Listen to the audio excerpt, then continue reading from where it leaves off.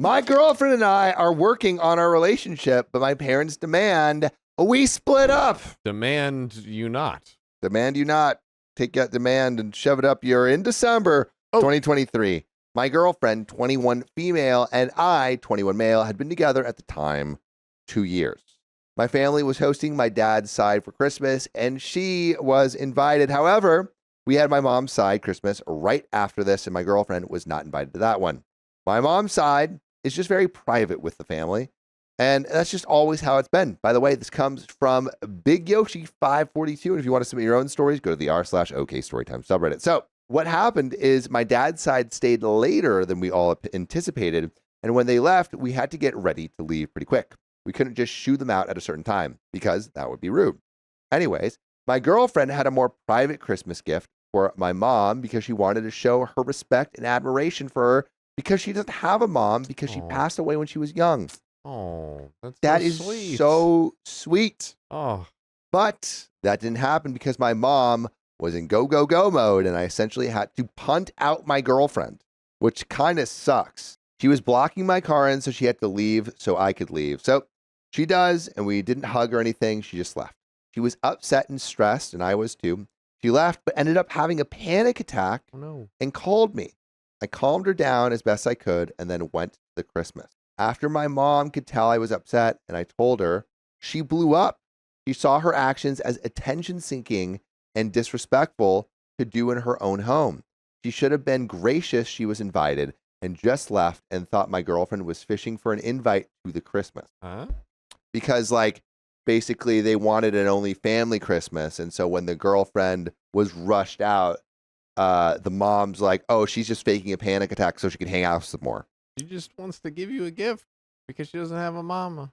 This was the worst moment I had ever seen my girlfriend in, partly because she was so upset, but also because she had just suffered a severe ankle injury and she is still recovering from that currently. At this point, my parents told me I needed to break up with her. Oh, Yeah. For what happened. I refused and we stayed together, but she was not allowed at the house and has not seen my family and talked to them since. goodness. That was the initial problem that started this whole mess. We would go out on dates and hang out at school. We went to the same community college, some throughout the situation trying to make it work. But every time I went home and something may not have been perfect, they blew up on me. Every time I tried to help it, they said they did not want to talk to her.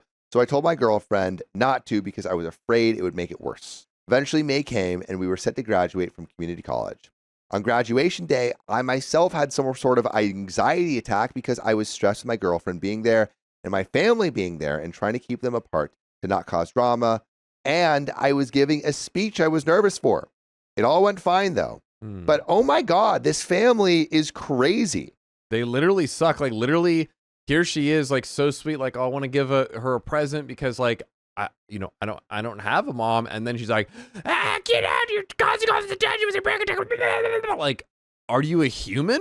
Yeah. Hello? It's crazy that this is sparked by someone, this girlfriend that just wanted to have a good relationship with who she saw as a mother figure, and that mother is casting her out because she had a misplaced panic attack. You know, like so whack. It all went fine though, and then we spent the summer on a few dates and stuff, and my parents still very much disapproved, and then it got ugly.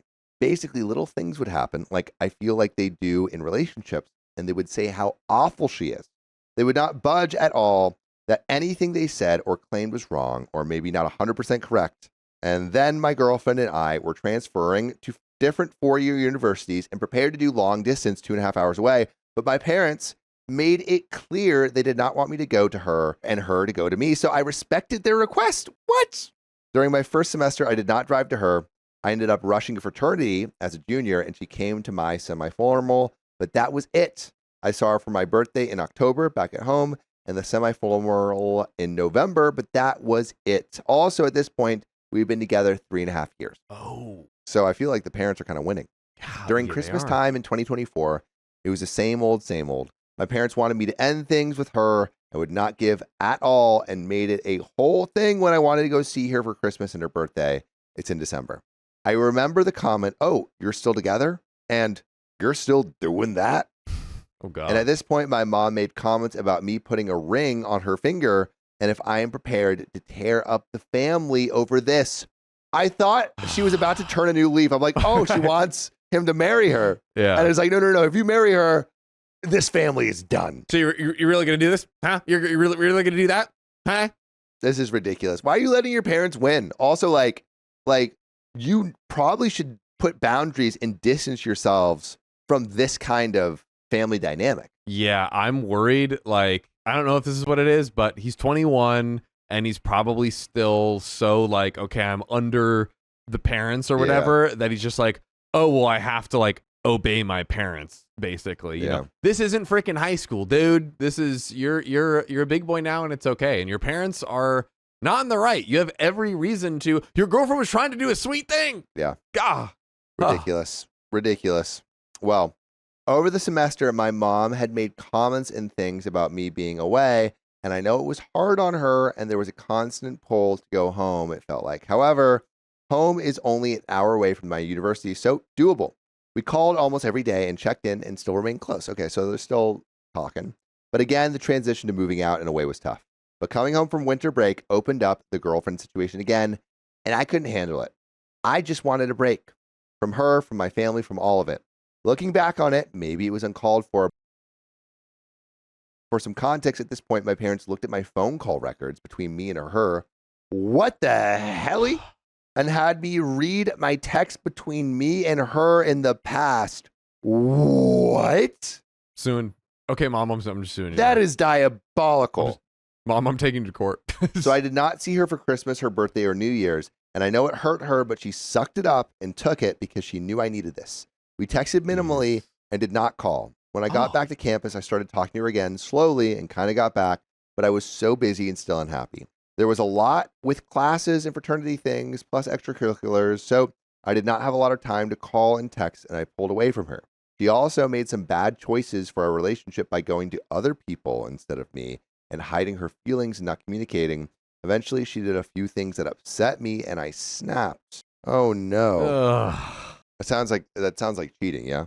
I guess so. It sounds a little cheaty to me. Yeah. A little cheaty to me. But this is such a hard relationship to make work. Like, yeah. Like I'm not absolving her of any, stuff that she did, but I feel like he's like, oh, I just basically didn't see her for a year. She knew she had to suck it up, and it's like, no, she didn't. Yeah, I mean, it's like it's just I feel like he's not making the right choices to nurture the relationship into a healthy space. And what she should have done is she should have probably ended things with him 100%. Instead of seeking out other people. Yeah. But like, this is not fertile ground for a good relationship. I can't grow nothing on this. After I did, I initially felt fine, but I had this nagging feeling that wouldn't go away. I was so sad and I really missed her. I feel like looking back, I made a mistake and I gave up too quickly. I feel like I cracked under the pressure of everything and broke up with her because everyone wanted me to. So OP did break up. After talking with my roommate, I texted her if my girlfriend had time to talk after about 3 weeks. He still has to wait 3 weeks. He's like, yeah, like I'm seeing my mom and like doing all this stuff. So like, yeah. Just to talk about our hurt and try to feel better. It was an amazing conversation. And we both realized what we went wrong. We miss each other and we still love each other. We both want to try again. I don't know. I feel like both of them are not mature. Call it. The few people I talked to were apprehensive but supportive of it. My parents were not. My mom knew I was upset when I called her one night and pushed me hard to tell her, so I told her my girlfriend and I had talked and considered getting back together. She did not take it well. She was more upset than mad. I went home that weekend and talked to my parents for about 3 hours about it, and they would not budge at all. Your parents are way too involved in this relationship. They think I should stay broken up. This is a mistake to go back. She doesn't care about me. She's manipulating me, and not one good thing about her and not one bad thing they have done. I would feel differently if they admitted some fault or backed up some, but they will not. I told them I want to go back to campus and talk to my fraternity brothers before I decide. Then they got upset because I act like I care more about strangers' opinions. No, they're not strangers. They're my brothers. I care more about strangers' opinions than theirs. I went back, like I said, apprehensive, but supportive. This guy doesn't have good role models. That is so correct. Oh. My goodness. So I called my parents to definitely tell them this was happening, but they got really mad and flipped on me. They respectfully requested that I not do this. It's either her or them. So weird. And I am choosing her as what they believe. I hate being put in an ultimatum decision, and I feel like that's where I'm at. It is not about picking one or the other. I just want to be happy. They said a lot of hurtful things and would not listen to me when I would speak. They said they would no longer support this financially, and initially I thought they would make me pay for my own phone plan and things, which was fine. So during this time, I paid for those things. I spent the spring pretty happy, honestly. I was with the girl I love and had a great group of friends around me, my frat bros. I came home for summer and things were pretty good for the most part until I wanted to go see my girlfriend. It was a whole ordeal, and my parents will not allow her in my vehicle at all to go places. This is ridiculous. There are helicopter moms, and then there's this. My mom was a helicopter mom. She never did this. No, like, I mean, think about the ludicrous decision of going to your kid and being, again, for a girl who like was trying to give them a present, like basically for all we know has done negative 100% anything wrong. And they're like, hey, it's either you're with your like college girlfriend or you lose us as parents. That's ridiculous. Wow. That is all I can say. Wow. Congratulations. You've made the worst parenting decision ever. You did it. Bravo. Yeah. They'll ask about her and be like, how's her summer classes and work going? And I'm trying to be a little more open because I became very closed off and wouldn't talk about her anymore. So I was confused when it blew it up and they wanted to see her. Now they want to see her. And also, they haven't been taking the money out of my phone plan and those few expenses while I've been home for the summer. And when I talked about it, they said they were going to stop. So when I was talking to my dad and he was like, and I figured we'd do that again, I was like, okay, then. By the way, you know what else is okay? Is listening to stories just like this on OK Storytime. Go to Spotify, Apple Podcasts, or your favorite podcast app and search OK Storytime. There's another relevant update. Wow. But man, it just feels like these parents are so ridiculously involved to an insane degree. And OP needs to, I mean, you're old enough, OP, like grow some cojones and rule your own life. Well, let's finish up this story.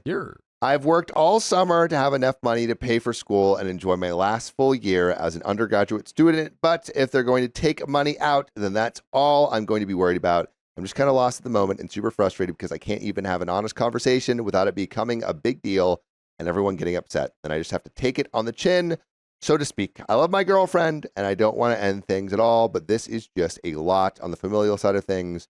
All advice is appreciated. It's just a complicated situation that I'm trying my absolute best in.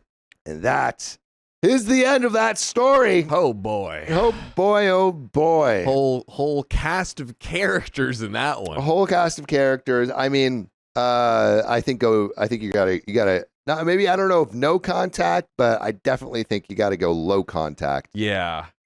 With this person. With the parents. Something to send the message, because I think it will take a lot for to get through their like monster parents brains. Yeah, Pata says low contact. I'm on board.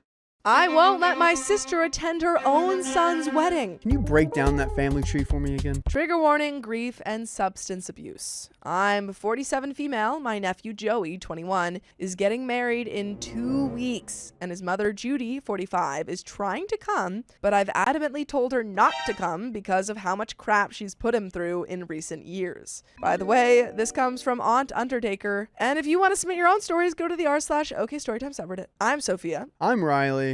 And I'm Keon, and introduce Chip. And this is Chip. You can't hear him, though. And OP says, when Joey was 18, he was in a car accident with his father.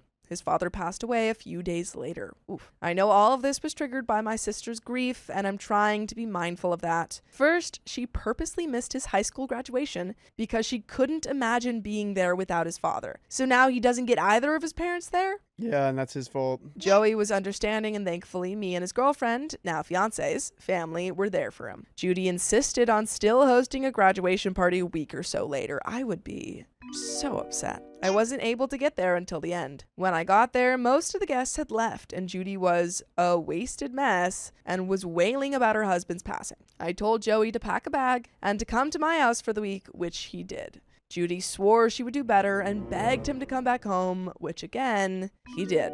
A couple months went by and Joey asked if I could drive him to work because his car had been totaled. He looked terrible when I got him, so I asked him what was up. He said he had been working 70 hours a week because Judy had gotten laid off. I asked him how his car got totaled and he said Judy had crashed it driving intoxicated. Oh my gosh. You gotta get him out of there. You have to get him out of there. At that point, our mom and I sat down with her to try to get her into some sort of treatment or counseling, and she agreed. But we later learned she never went. I take partial responsibility for not following up. Yeah, you have to follow up on those things. In a way. You have to. Yeah, because now you were basically his father figure and parent in a way, because this I woman... think OP's a woman.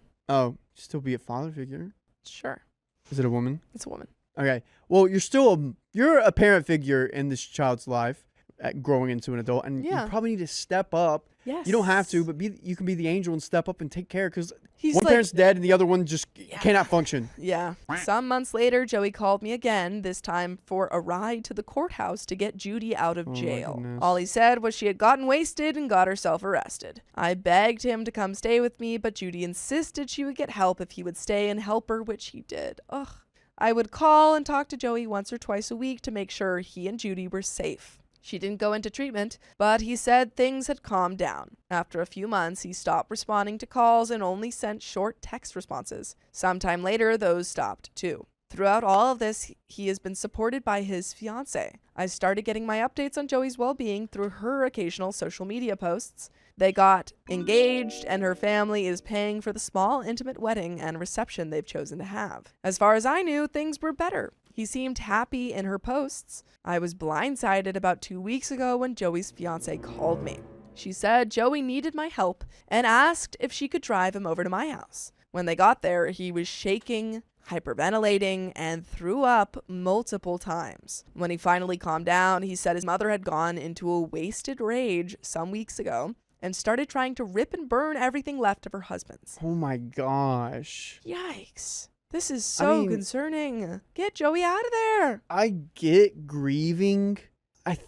She needs a lot of help too. Yeah. And maybe a grieving I mean, she's support group. she's clearly spiraling. She's spiraling. She's being dependent on Yeah. adult drinks. She's And not also really... dependent on her son. Way more than she should be for his Yeah. age, you know? Like dependent on it, like saying like, oh, if you help me, then I'll get better. Like putting all of that kind of emotional baggage on him. When Joey stopped her, she started wrecking his stuff. Joey said this has been going on for months, and the night prior to his girlfriend bringing him to me, he came home and found that she had burned all of his father's pictures, old clothes, everything. What?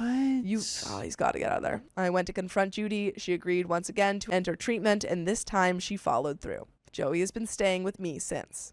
Every time I ask about the wedding or his girlfriend goes over plans with him, he turns pale and miserable. I asked him what was up with that. He wouldn't really answer, but I asked if it was because of his mom. I asked if he wanted her off the guest list. He didn't have it in him to flat out say yes, but the look on his face said it all. Judy called him earlier today, gushing about how excited she is for the wedding and that she's picked out her dress and wants a mother groom dance. Joey told her not to come. She went all weepy and started begging. I don't blame him though. I mean, just over, and there is a trigger warning, Miss Kitty Cat. We did that at the beginning of the story. Yeah, that's so... Yeah. I mean, over and over again, she has proven that she is not, she cannot be there for him in any way. So, of course, he doesn't trust her now. Because imagine she gets through the wedding and they say something about the father or something. And she just goes off. Yeah. He doesn't want to risk it, which is so fair. At that point, I asked him to give me the phone, and I flat out told her that if she sets foot in that wedding, I will personally drag her out of it. This has caused a stir in our family.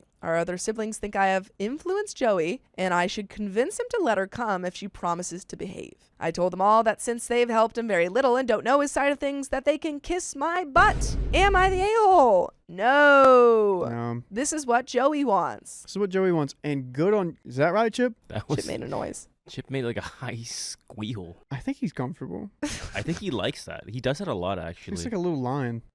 Anyway. You've been yawning a bunch, buddy. Have you not been sleeping all day? He's a sweetie. he has been. Every time I see him, he's on the white couch, and he looks like he's a little drunk. Like, but good on you for standing by Joey, because Joey needs some unconditional love. I wouldn't say his mom doesn't love him. She just But she's not stable. You know she's what? Not Actually, stable, and he needs a stable parental figure in his life. Yeah, and loving someone is is in a stable manner. Comments, not the a-hole. Judy has proven time and time again at every given opportunity that she can't control her behavior and turns every occasion into a self-inflicted pity party, making the events all about her instead of celebrating Joey. Joey had to go through these milestones without his dad and with a mom who is too wrapped up in her misery to take care of him. Joey's lucky to have you and his fiance in his life. His mother should be ashamed of herself, as should all the family members who think he should ignore her past track record and invite her to the wedding.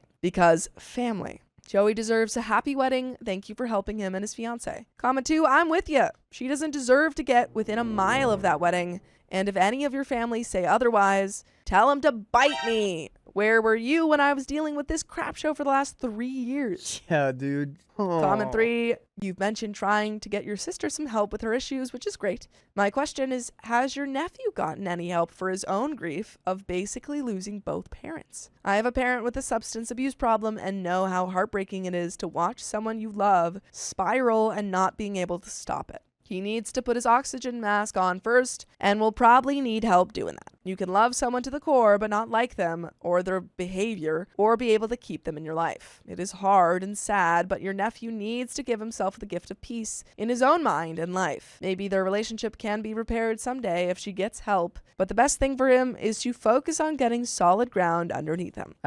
I've never really thought of that. I agree with that commenter. OP says, I'm not sure. I know when he was working every waking hour of the day, he probably wasn't. And there is an update, but yeah, absolutely get this kid into therapy. He needs it. He needs it. I mean, he's lost kind of a lot in the past couple years. And he's working himself to And also trying to take care of his mom. Like, it's not even, you haven't lost your mom, but because she's still there and she's still kind of actively making your life much, much harder, you know? Like, you lost her as a mother figure. Yeah, you haven't lost the person, but you have lost your mom. Well, my point, though, is, like, it's a little bit different than him losing his dad because she's still there making his life harder. Yeah, but I meant, like, you lost the support I agree. of a mother, but you didn't. Your mom's still there, but you lost your mother. Update. Things have still been hard, but I'll try to be brief. Oh, boy. First, Joe spent 2 days stomach sick, but kept working so he could pay his mom's mortgage one more time. Oh, my gosh. This poor kid. So that was lovely for him. Judy and I went back and forth about trying to get his things back. I was planning on going with Joey to get his things with the police yesterday. The police said Joey had to be there since it's his property. However, Judy insisted that she had taken everything to a dumpster and not to bother. Oh, gosh. I asked Joey what he wanted to do in case she was lying, and he said not to go since there wasn't anything very valuable or that he couldn't live without. Then she had the nerve to text him last night, asking one more time to reconsider allowing her to come to the wedding. When he didn't respond, she said he was not just being hateful to her, but also to his late father because, as she put it, having me there is like having him there in spirit. But why haven't you been on any of the other things in his life? No matter what happens, she's going to find a way to throw herself. She's going to make it about herself. Yeah, to look bad and that everyone should help her out. And it's crazy because Joey is helping her out, but it doesn't seem like that's enough. And I don't think there will be anything ever enough. Nope. And she's in the spiral and she needs to help herself get out of it before. And I think she likes staying in it because this is her way of grieving and it's sort of her way to cope with it instead of healthily. I agree. Joey said no and finally put his foot down, telling her that her bills were paid for the month and that he's blocking her. I sent her a heck of a message myself that I don't regret and haven't heard from her at all today. I will not be blocking her despite how some readers might feel. I do care about her and want to check in to make sure she is safe. Joey's been moving his fiance into their apartment today. I've checked in a couple of times and he says it's going well. Sent me a picture of them smiling with moving boxes as proof. By the way, you can smile when you're listening to full episodes of stories just like this. Just go to Spotify, Apple Podcasts, or iHeartRadio and search up OK Storytime. There is a little bit left to this, but good on you, OP, for being there for Joey, because he needs that. Thank you for being the aunt that you stepped up. You stepped up. You're the angel. The aunt and like the mom, pretty much. Chip chasing his tail. Get it. Get it. Get it. Get it. Get it. There he goes. He has it in his mouth now. Can we see that? No. Dang it. And for anyone wondering, I have asked a friend who is a retired officer to come to the wedding to watch for her. Granted, she doesn't have a car right now. The venue is also aware. I feel okay about that. But honestly, I feel like I'm going to have a hard time watching the ceremony and not being out there myself keeping watch. But I'm going to try my dang hardest. Judy knows not to cross me like that, so I know seeing me at the door will turn her away. But hopefully that won't even be necessary. And that is the end of the story, folks. Goodness gracious. I hope that won't be necessary either. Good luck, OP. Good luck on that end.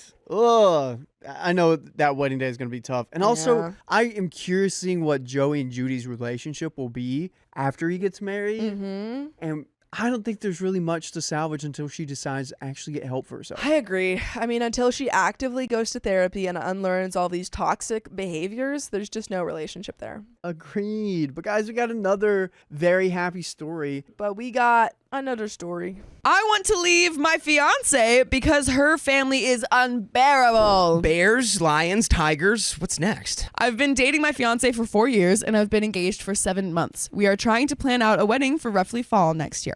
By the way, this comes from Deleted, and if you want to submit your own stories, go to the r/OK Storytime subreddit. So her childhood was terrible and harmful, to put it mildly. Her parents were raging, self-absorbed people, and she was the scapegoat for her 2 brothers. She was mistreated and thrown out the moment she turned 18. She was, however, a great student and a hard worker, so with some scholarships and a part-time job, she has built a great career and is pretty independent. The problem is, though, that she still has contact with her family, and none of them have changed. Well, actually, something has changed. They have become more financially dependent on her. Great! They enjoy slowly creeping back into her life and emotionally blackmailing her for support or whatever she can do. They're not pleasant about it either. They're rude, smug, and generally enjoy being a nuisance. And my fiance can't say no matter the horrible things they say or how they outright try and intimidate her openly. I've always known her family history and have always supported her through the issues with them, but in the last year or so, they have become far more brazen and asinine. They've come over to my house more often. They make messes all around the place. Her mother acts like she's the effing stepmother from Cinderella. Her dad drinks all of my effing adult soda and empties out half of the fridge. Her brothers stop by occasionally to act as mouthpieces for their parents. They practically trash the place and leave us to clean the mess. Hey, have we heard of locks? There are these things you can put on your doors, and then people can't come in unless they have the key. Yeah, great investment, I would say. And where is my fiance in all of this? Quietly standing in the corner, practically shaking. I'm no fool here. There is legitimate trauma. There's her need to feel loved by them and her hoping that they will appreciate her. Before one of you noble commenters states the obvious, she's been in therapy for this for years. I've tried to establish boundaries. For nearly 2 years, I've been trying to push these booty clowns away, but this is her house she purchased, and no matter the contributions, financial or otherwise, she won't let me have a say on who comes into her house. She's been beaten down mentally and emotionally by them for so long. She has also told me recently that she wants to earn their approval and that they were right about her, that she needs to be better for them. I've had too many emotional conversations with tears and begging to count, hoping that she will take the steps to get better. But she's an adult. I can't force her to do anything. I love her, but I can't help feel so resentful of what she's doing. It's agonizing watching someone you love, someone who you know deserves so much better, openly destroy themselves for people like her family. It's been painful watching her cry herself to sleep one too many nights because of them. I've tried too many times to help her get out of their clutches, but I have to think of the future. What happens when we have kids? What happens when she is postpartum and invites them over? What happens if there's a medical emergency for either of us? What if our finances get tight and they still demand money? This is the in-law family from heck, and I won't be able to avoid them. Tomorrow, I'm going to tell her how I want to delay the wedding until firm boundaries are established. If she resents that, I walk. I can't do it anymore.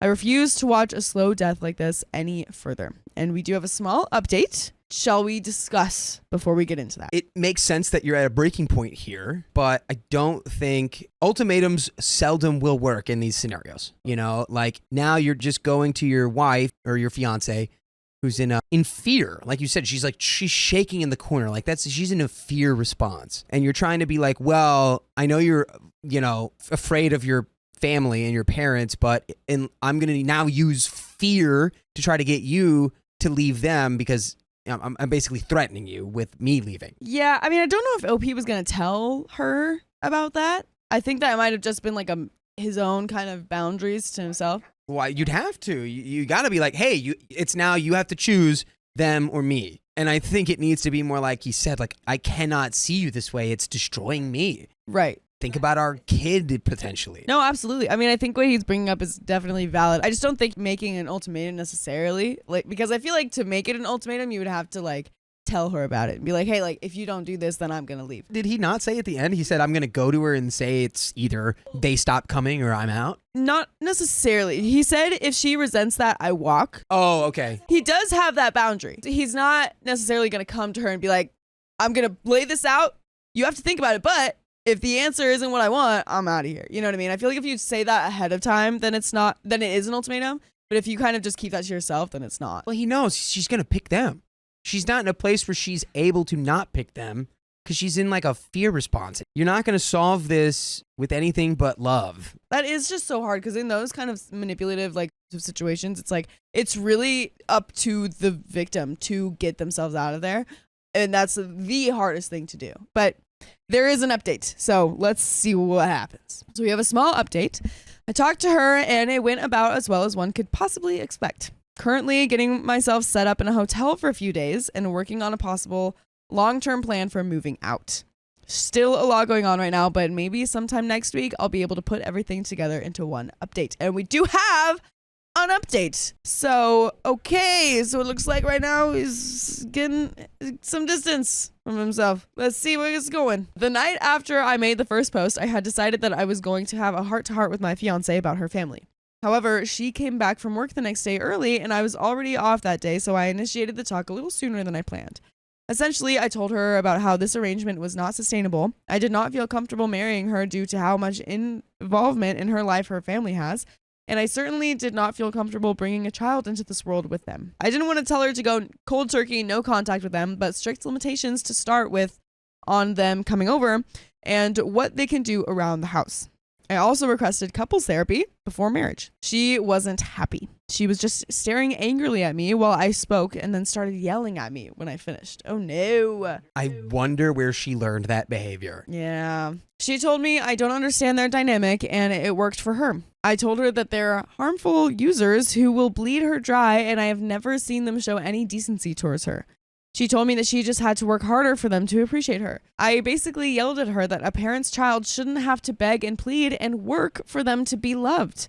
I finally told her that she sets limits with them or I walk. She was livid, and since I was living in her house, I was punted out. So the past few days, I have been staying in a hotel and have had my stuff taken out and put into storage. And frankly, it's been great. I'm going to stay with the family for a few weeks around mid-July, and after that, I'm going to go house searching for myself. I've spent the last couple days relaxing, catching up on movies and video games that I haven't had time for, and could go back from work to a quiet room without her family tearing the place apart. Yesterday, however, things came to a head. We have basically been no contact since she booted me out, but I know every Saturday her family loves to spend the afternoon over, and she uses me as a shield from their abuse. However, in a very petty move, I simply kept my phone muted all day and played Disco Elysium. I knew she would call back for help with her family, and at this point, pure resentment was kicking in for her, and I wanted nothing to do with her issues. By the end of the night, she had sent me over a dozen texts and finally 2 frantic voicemails begging me to come home.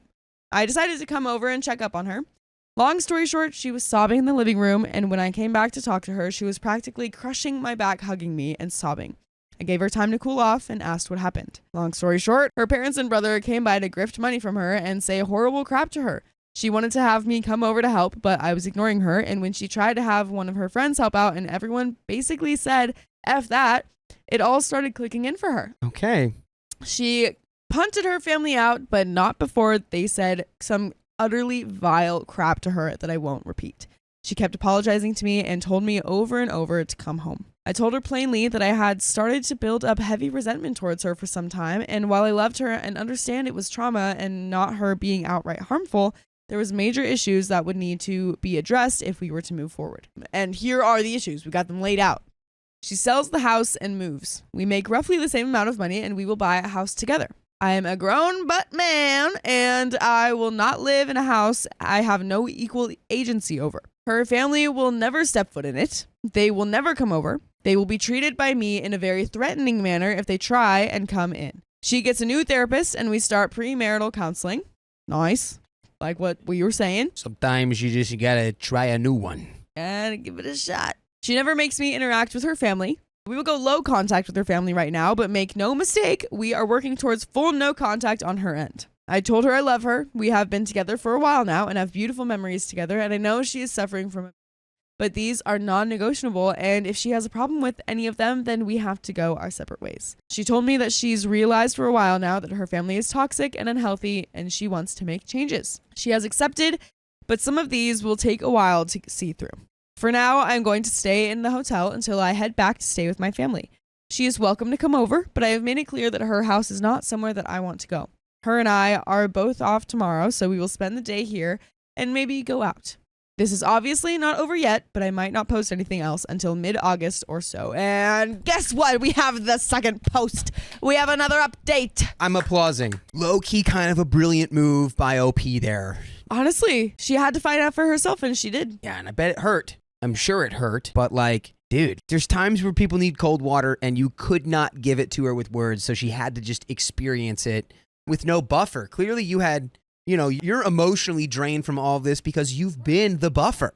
You've been playing defense. You were the goalie for all of their toxic crap. So you were just getting hit by it all the time. Right. And you were doing, the right decision for the both of you or for whoever would be in that situation and leaving. And so when she saw that, she was like, wait, what? We can do that? No, really? No way.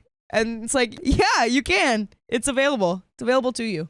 It's an option. Yeah. For sure. But yeah, this is going great. Very difficult things happening. I think OP did say, I think what I did might have been cruel. I kind of agree, but it's nowhere near as cruel as what her family was doing. Yeah, no, not at all. So it's like the lesser of two evils, and it's not coming from a bad place. You're not doing it out of spite. You were doing it out of, I hope she freaking sees now that they're not good, and this does not work for her. Yeah. That was so delusional. Yeah, absolutely. But on to update number 2. So, despite all intentions of not updating until much later with the hopes of an improved relationship with my fiance and her establishing boundaries with her toxic family, we are now broken. No, that is not what I was looking for. Essentially, what happened was after last weekend where I left her for the time to deal with them herself, she seemed to finally grasp the situation and was open to changes, including boundaries and a possible move.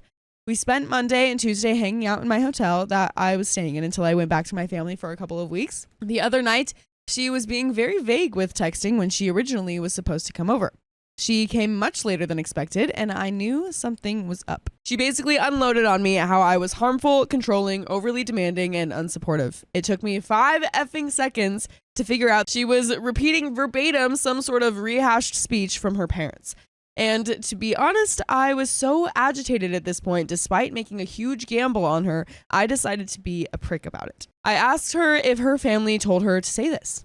She said that they suggested it to her, but she came up with it herself. Yeah, so wait, the family that suggested this to you, they're not controlling? The ones who put the words in your mouth aren't controlling you? I asked her to explain in detail what I did, and she said I was living like a parasite off of her. I reminded her that I'm paying 50-50 for her effing mortgage, 50-50 for utilities and groceries as well.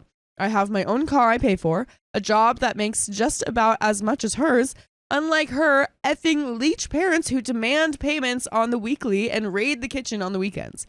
I told her to try again with something better. She looked flustered and said I was trying to isolate her. This is so frustrating. Just let it go. She needs to work on her situation with herself and her family before she can ever be ready to be in a committed relationship with another person. I kind of smirked like a donkey and told her that I have always supported her many friendships that she has destroyed on her own because no one wants to deal with her family or be used as a shield like me. I was practically demanding to know at this point why she is so hellbent on destroying her life for these people. She just kind of shouted that I don't understand her family and that she's just trying to earn their love back and was basically ranting at that point. It's just so staggering to see up close. I have ventured into a few subreddits to get perspectives, and if you have any familiarity with them, you'll see how people who are victims of abuse by their own family can be so utterly broken by it that it'll wreck their brain to where they truly believe that they are the problem and that they deserve. Well, that's how she was. She was utterly broken and didn't want help. She didn't want to get better, she just wanted to get worse. It hit me like a truck, honestly, the realization. I really did feel like a fool for trying, even if it was what I was supposed to do in the first place. She was practically berserk at this point, and I just was mentally exhausted and needed her to leave before someone called the police. She finally left, but I had a few concerned neighbors check on me. Some of her friends are aware as they have messaged me checking on the situation. I told them the truth and that I just needed to be alone to think what to do next right now. They have revealed that she has given them similar rants after expressed concern for her. One had even heard that she may be possibly at risk of losing her job. She is definitely having some sort of mental break. From my understanding, she is now completely isolated. She is actually sprinting into a horrible, lonely life right now. There's nothing I can do for her at this point, and as selfish as it sounds, I'm just glad it's going to be behind me. And we do have another update, but that is such a rough one. So update number 3. Things have kind of wrapped up, but there were some loose ends.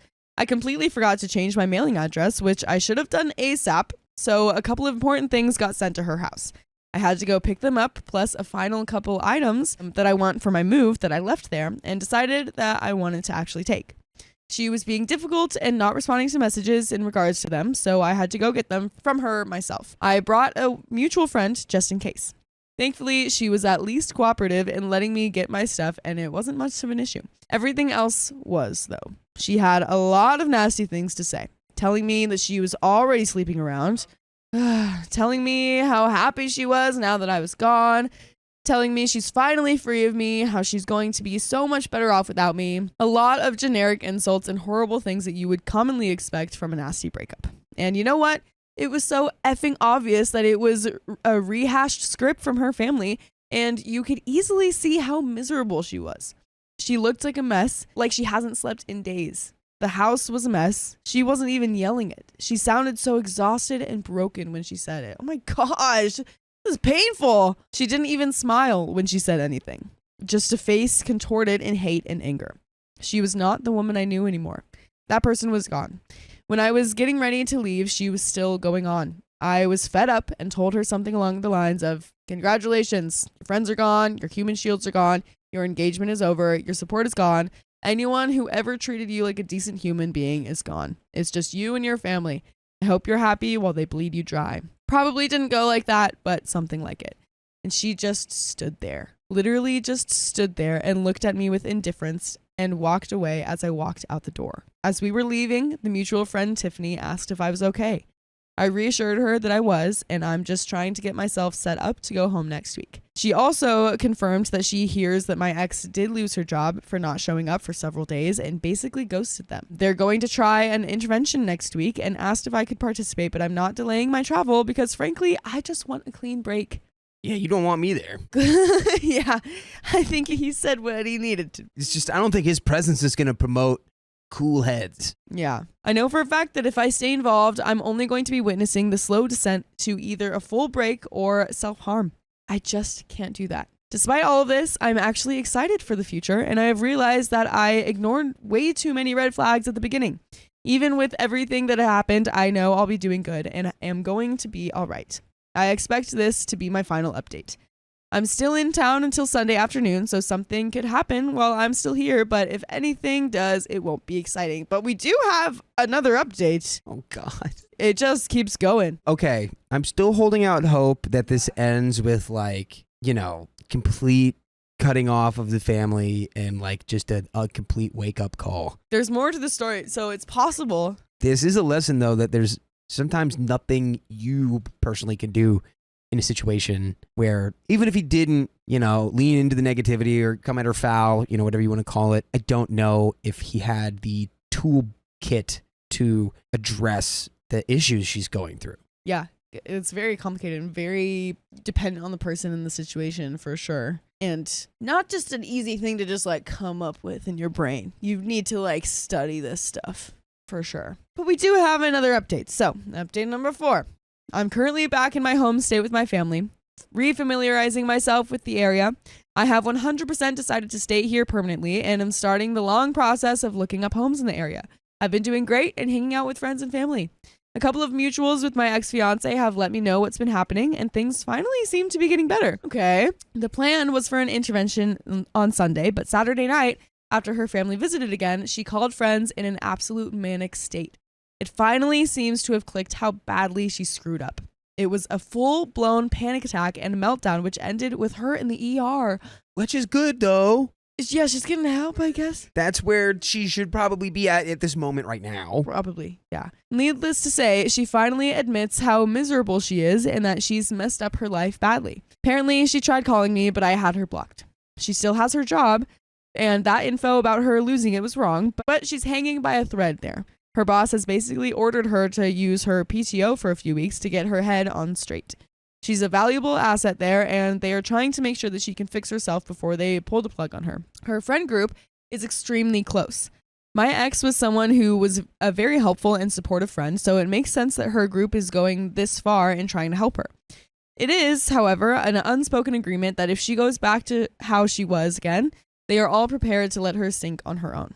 She's doing as well as can be expected. Her family has continued to pester her with calls and messages, and they've tried showing up to her house but have been firmly redirected by friends and even neighbors. I hope that she truly understands the kind of support system that she has. As trashy crap show family disputes usually go, her parents and brothers have taken it to Facebook, which from what I heard has been in my ex's favor, as it has exposed their behavior to many more people and seems to have shut them up for a little. But guess who's never gonna shut up? It's us. You guessed it. Okay, story time. Just go to Spotify, iHeartRadio, Apple Podcasts, whatever your favorite podcast app is, because we've got full episodes with more stories just like this one. Oh, yeah. We're literally always over here just yapping. Gosh, yeah, there's a tiny bit more to the story, but okay. We're having another rock bottom moment. Well, look, and this is the thing some people go through. It's good that she's got a supportive friend group and they're doing this intervention and it seems like it's worked. And I like that they did say, it's like, hey, we're doing this, but if this happens again, we're not doing this. Yeah. It's going to be sink or swim and it's going to be just you. Yeah. Because at the end of the day, like, you know, they still have to look out for themselves too. So if it's like really draining for themselves, just like it was for OP, then yeah, they don't have to stay there. I'm not going to use my breath on this thing that it's not going to happen. You know, it's like when you have a friend who's, you know, dating some, and you're like, hey, stop. After they're like, wah, wah, wah, wah. And then after X amount of times, you're like, just stop talking to me about it. And they're like, what? And it's like, because I tell you what to do and you just never do it. Don't want to talk about it anymore. Yeah, stuff is so complicated. But there is a little bit more to the story. Finally, she had one of the mutuals pass a message to me. Essentially, it was her admitting that all the horrible things that she said to me were not true and were done by her family, as I knew they were. She apologized for how things ended and hoped that we could one day reconnect. Sadly, I had to relay that we need to stay separated for good and that she just needs to focus on her healing. But I told her I still care for her and I wish her the best, but this needs to be our goodbye. The message seems to have been passed along, and her friends are helping her process that. She's got a long way to go, but I hope that she can find her peace as I am finding mine. And that is the end of that story. Wow. That's a good place to leave it emotionally, I think, for him. I think so too. I hope he learns the lesson of not falling into the like emotional negativity trap of like coming at people like with foul intent. You don't need to respond like that. You know, we're only human. We're only human. We financially supported my in-laws for years, but nobody appreciated it. Be a little bit more appreciative out there. Come on. We do have a trigger warning for emotional abuse. My husband and I have financially supported my husband's 70-year-old dad for over a decade, and in November 2023, he moved into our home in Canada from Pakistan, leaving his wife behind. By the way, this comes from Family Dynamic, and if you want to submit your own stories, go to the r/OKStorytime subreddit. So, my husband started providing financial support to his dad and family since he was 25, when his dad lost his job due to the financial crisis. Since 2013, my husband has supported him financially while his father lost all his savings in an unsuccessful business ventures. Wow. He would even ask my husband when he was in his 20s for money for various business ideas and then never return the money. The father never got a full-time job since then and was completely reliant on financial support from us for the last 12 years. Because he had no income and had some health issues, we would send my father-in-law money back home to go to doctor's appointments so his health wouldn't deteriorate. However, despite my husband begging him to do routine tests for his various health conditions, the father would lie and use the money for other stuff and wouldn't go. When his health issues deteriorated into advanced kidney disease and heart disease, we would get calls that the family needs money for surgeries ASAP, and we would have to cough up thousands of dollars in 24 hours. In all this, my mother-in-law or brother-in-law who lived in Pakistan with the father-in-law never forced father-in-law to go to doctor's appointments. It would be my husband micromanaging my father-in-law's health from Canada and sending money, pulling his hair out when we would learn the money was used for other things. By the way, the rest of my husband's family members in Pakistan would never thank my husband or even wish him a happy birthday sometimes. They never acknowledged his contribution, just kept taking and taking. We've helped pay for his siblings' master's degrees, wedding, honeymoons, house repairs, and so much more. Why do we keep doing this? Why? I mean, I get it, but it seems like you're the only one that they're financially relying on. You can stop. What are they going to do? Hate you? What are they going to do? Yeah. What are they really going to do? Oh my gosh. Anyways, in November 2023, my father-in-law got permanent residency for Canada and moved into our house.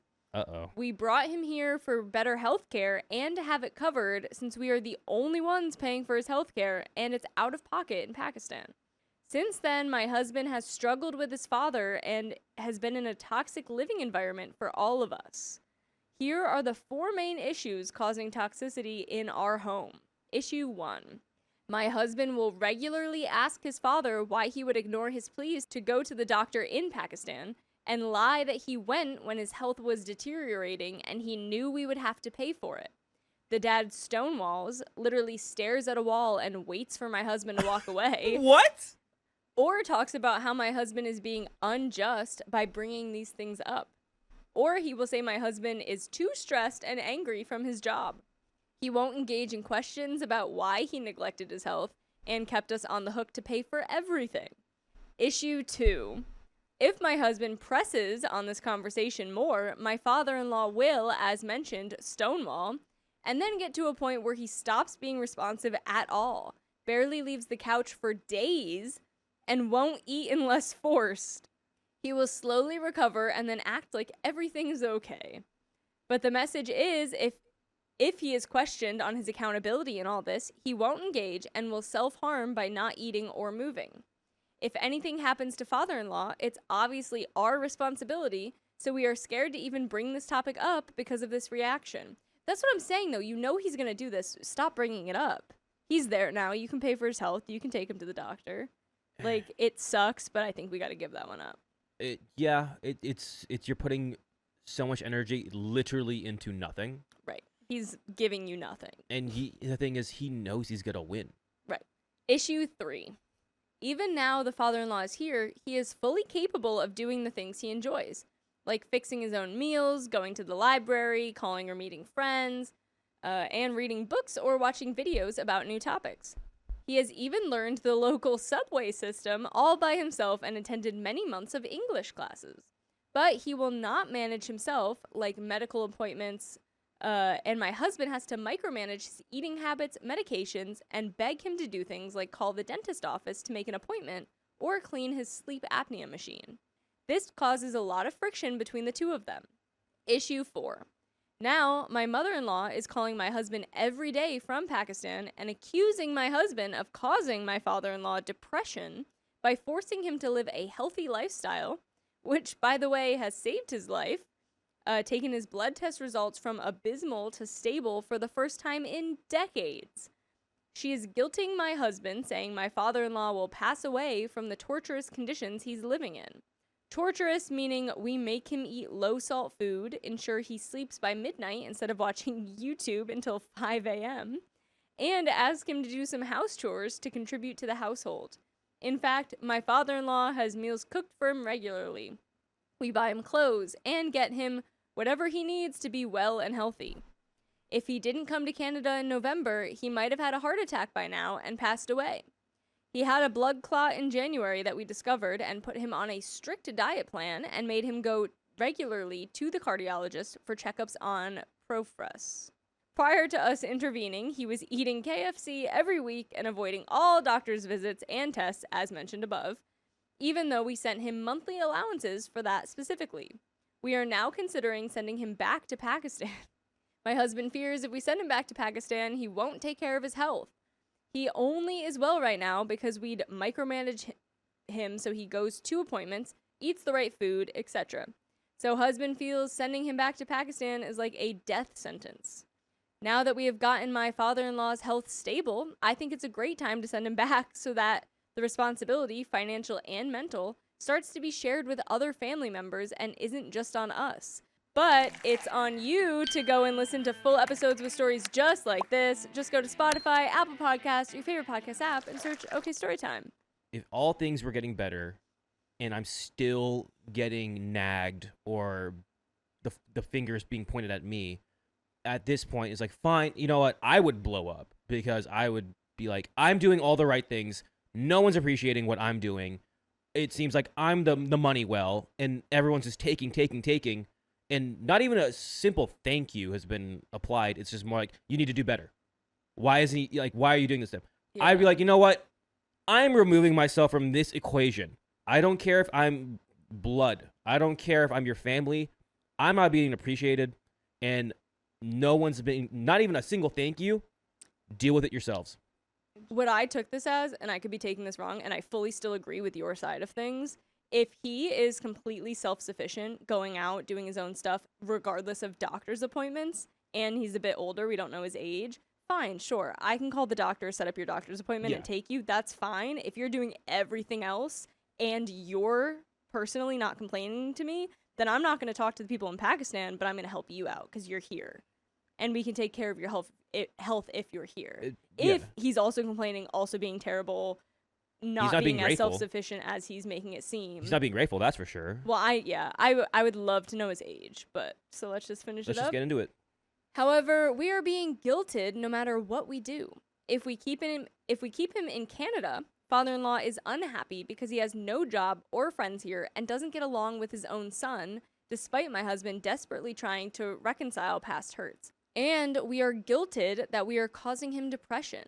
But if we send him back to Pakistan, we will be guilted for not continuing to care for him in Canada, which has better healthcare quality. Also, if he deteriorates in Pakistan, it seems we may be on the hook for thousands of dollars in medical bills in the future. I am of the opinion we send him back and ask the family to start sharing this responsibility for once. I'm on the opinion that you say, you can go back, we're not paying. No, you stay here, we pay, you go back, we don't. Exactly. At this point, we're guilted.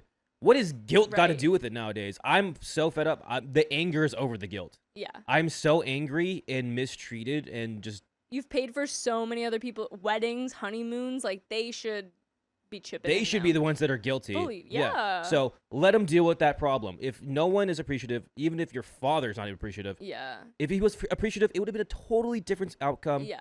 But he's not doing anything about it. He's grumpy, and he's telling your mother-in-law, or in this case, your husband's mother, that he's depressed, because that's how he's probably getting communicated to. Yeah. You're not appreciative. Go back. You go be happy. If you want to go, be happy and unalive happy, do that. Yeah. But don't drag me into this. I'm sorry. Yeah, I would say either we're not paying, you can go back, you can stay, we'll pay. But you got to stop complaining. Yeah. I've also been told by a therapist that this is emotional abuse. The father-in-law is forcing us to take all responsibility for his well-being when he is fully capable of doing so. And the mother is emotionally abusing and manipulating us to throw all the rules placed on him out the window, or else he will pass away of depression from the restrictions we place on him, which again saved his life. We have some comments. Comment 1. Is your father-in-law mentally capable of making his own decisions? What does he want to do? Return home or stay in Canada? Some of the issues you're having seem pretty simple to solve. When your husband asks his dad to account for his past decisions and actions, he refuses to do so, to the point of refusing to eat. So stop asking. I know you're looking for him to take some accountability, possibly apologize, and at least express some gratitude, but it's clear you're never going to get that. So just stop bringing the subject up. If your father-in-law wants to return to his homeland, consider letting him. Yes, it's sad that he will likely neglect his health and possibly pass away sooner than he would staying with you, but at the end of the day, he's an adult who is allowed to make decisions for himself, even decisions you don't agree with. Determine an amount of money you're able to contribute monthly, tell him and your mother-in-law what that amount is, then let them decide if they want him to stay with you or return home. If he needs more money for medical services down the line, that's a problem for him and other family members to figure out. You can't bleed yourself dry caring more about someone than they care about themselves. Set limits and stick to them. If he wants to stay in Canada, it's probably time to look into an assisted living or senior community facilities. They can take care of him, ensure he's eating and receiving proper care, and provide him with lots of opportunities to socialize and meet other people. That's the end of that. And that comment is exactly what I was saying. Yeah, no, it's exactly what you're saying. And save for the fact that they were like, a lot money if he goes back. I wouldn't allot that much money if you're I wouldn't. It's that thing of, okay, how are you going to fix the problem? You're going to keep complaining? How are you going to fix the problem? That's your solution? Do your solution. Take me out of it. Yeah. Take me out of your equation. I'm tired of it. But that was why I wanted to know the age, because if he is old enough to go into like an assisted thing, like he's got friends there, he's got the mandated eating, like you're not going to have to deal with the nagging and living with him. Yeah. I don't know. You can't light yourself on fire to warm other people kind of thing. Yeah. And that's what OP's husband and OP has been doing. Stop doing that. Yeah. I refuse to tell my family I got married because they don't care about me. Oh, that's kind of sad. Trigger warning, this does have mentions of emotional abuse. So, for context, my mom, 49 female, and I have had a turbulent relationship that hit rock bottom when I moved out in 2022 with my now fiance, 24 male, and his parents. My mom had been putting increasing strain on our relationship while refusing to acknowledge her controlling behavior. By the way, this comes from JRose98 on the Charlotte Dobre YouTube subreddit, and if you want to submit your own stories, go to the r/OKStorytime subreddit. My mom's conservative Christian values shaped every rule in our house, despite her own contradictory lifestyle. She and my dad have been separated for over 20 years without divorcing, and she's lived with her boyfriend for 16 years. Yet she judges other women for not living godly lifestyles, tells her church that she's married to her boyfriend, and conveniently omits unflattering details from her life story. Her boyfriend remained passive throughout my upbringing, simply agreeing with whatever she decided. I was never a troublemaker, didn't drink, smoke, party, or date until college because I had been told date to marry. I was quiet and obedient, constantly seeking her approval. The pushback didn't start until college when I began finding my own identity. My fiance and I started dating at 21. My mom implemented exhausting restrictions. 10 p.m. curfew when we left the house. No unscheduled activities. All dates required pre-approval with specific plans. When he visited, we couldn't cuddle, sit close on the couch, leave room for Jesus, lean on each other, or be alone for too long. No intimate conversations. All activities had to be in public spaces. These rules constantly shifted at her whim, but we had no say in negotiating them. When she felt that we were getting too close too fast, the punishment was swift. My mom's tactics included excluding me from family outings, telling everyone to get ready for dinner while deliberately not telling me until they were leaving, buying matching jewelry for my sisters and giving it to them in front of me, and launching into rants about how I was disrespecting and dishonoring her. She threatened to punt me out, knowing that I was a full-time student without a car or job, claims that I needed to set a good example for my younger siblings, and instead she had to approve my future husband because parents give the child away at weddings. She regularly told me my fiance wasn't a true Christian and that what we felt was lust, not love, even after 10 months of dating without physical intimacy. The inconsistency was maddening. My anxiety skyrocketed as I constantly worried about triggering her anger. Nothing felt good enough. Meanwhile, my fiance respected all her rules, remained kind to her, and even tried mediating our arguments. Conversations that helped temporarily before she inevitably reverted to her controlling behavior. 2 months before our 1-year anniversary, I'd had enough. I secretly planned my escape, packing with a friend during an all-nighter. The next morning, my fiance and another friend waited outside while I had one final conversation with my mom. When I went to retrieve my social security card and birth certificate, my mom appeared. Okay. I explained my feelings about walking on eggshells, the constant anxiety, feeling unheard and belittled. Our relationship had become toxic and unhealthy. Her immediate response? Asking if I was pregnant and then accusing me of leaving just to have spicy sleep with my boyfriend. Sounds very controlling. Yeah. Unhealthy. Also, being that she grew up in a very religious household, I think sometimes religion can grasp in a way that isn't so healthy, and Yeah. you're kind of being like, you're going to live this type of life. She expressed disappointment and claimed that I was betraying her. I told her I didn't want this to be permanent. I wanted to rebuild our relationship after some space. But when I tried to take my documents, she declared them hers, hid them in her bedroom, and then left the house. Fortunately, I had already grabbed my social security card. After explaining my decision to my siblings and loading my belongings, I saw my mom circling the block, talking on her phone, deliberately waiting for me to leave. My mom refused to see me for 8 months and barely responded to my texts. My siblings distanced themselves to avoid the drama, occasionally inviting me to things, but excluding my fiance. They constantly pressured me to apologize. Meanwhile, my mom told them that I'd left to have spicy sleep and play house, that I was abandoning God for selfish desires, and that my fiance was manipulating me. She made passive-aggressive Facebook posts asking for prayers for her breaking mom heart and posting about betrayal. Despite the emotional turmoil and literal nightmares, I achieved major milestones. Bought my first car, got engaged, graduated college with a human services degree, and landed a new job. My fiance's family provided incredible support. Well, congratulations for all that stuff. When my mom and I eventually reconnected after many emotional conversations where she seemed to take accountability and genuinely want to rebuild our relationship, I thought we'd reached an understanding. I was wrong. Oh no. The same behaviors resumed immediately. She continued telling me we need to hurry up and get married to be right with God. Told my siblings I'd done things the wrong way. Blamed my fiance for manipulating me, and most frustratingly, was constantly late or absent from plans. My fiance's approach to time became another major issue. They would show up 30 minutes to over an hour late to every gathering I planned. When confronted, the response was always, you know how our family is, life happens. At least we showed up eventually. Their mentality was that as long as they arrived eventually, no one should be upset. Meanwhile, I stress about even being 5 minutes late and always give advance notice if delays are unavoidable. This wasn't occasional. It was every single time. When my mom asked about birthday plans, I suggested dinner at a sushi restaurant. She confirmed attendance. I made 6 p.m. reservations and texted her the details. She responded with a thumbs up. At 5:50 p.m., my fiance and I arrived. At 6 p.m. reservation time, I received a text saying they were running extremely late. They hadn't even left their house over an hour away. So the excuse list began. Lost track of time, my sister debating whether to come, my niece refusing to nap. I expressed disappointment about the lack of earlier notice. She apologized, made a comment about being a disappointing mom, laughed, and said that she'd make it up to me, then asked if I still wanted them to come. I said no, they were over an hour away and it was past reservation time. She told me not to hate her, repeated her reasons, and said that we could try again another day. That's so ridiculous.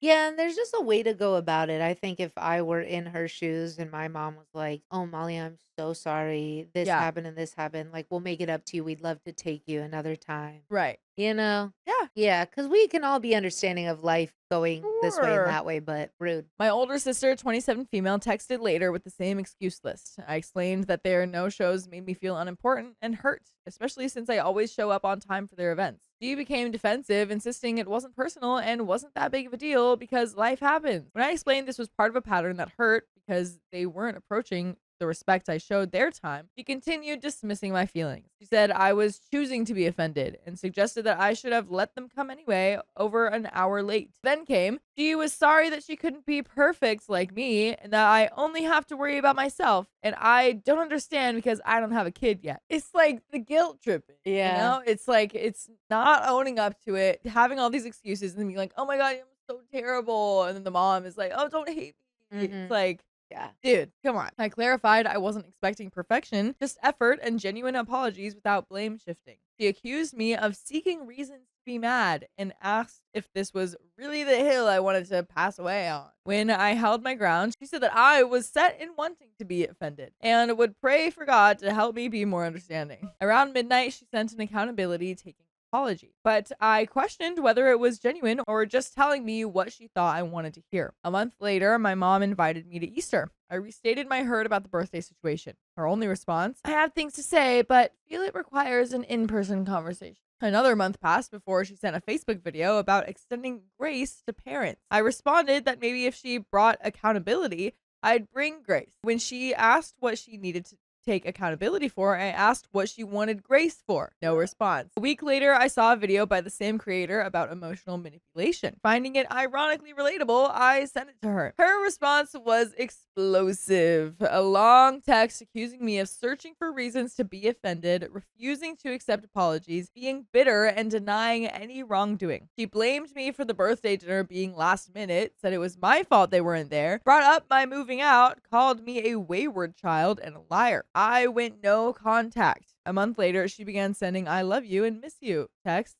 crying voicemails. During this time, my fiance and I planned our elopement. His mom and sister would be witnesses, along with close friends. I feel guilty about not involving my family and sad imagining the day without them. After a month of no contact, I decided on one final meeting, driving over an hour to a taco place she chose. Surprisingly, she was on time. Unfortunately, that's where the positives ended. Oh, here we go. Oh my Here we gosh. go. I don't even want to read this part. But she was on time. She was on time. You can't blame her. She was on time. Progress. Yeah, man. This just sounds so incredibly exhausting. Exhausting. She started remorseful, apologizing about my birthday, but quickly shifted to listing reasons why she didn't come and insisting that I should have been more understanding. She claimed not to understand why I was upset or what she needed to change, feeling there was nothing to take accountability for. When she questioned why our relationship couldn't return to how it was before or how it had been toxic, I reluctantly provided examples after she insisted on specifics. When I mentioned being depressed growing up and her dismissing it, she asked how I could be depressed. I was never physically mistreated and my childhood was better than hers. As I explained contributing factors, she kept saying, "And is that all?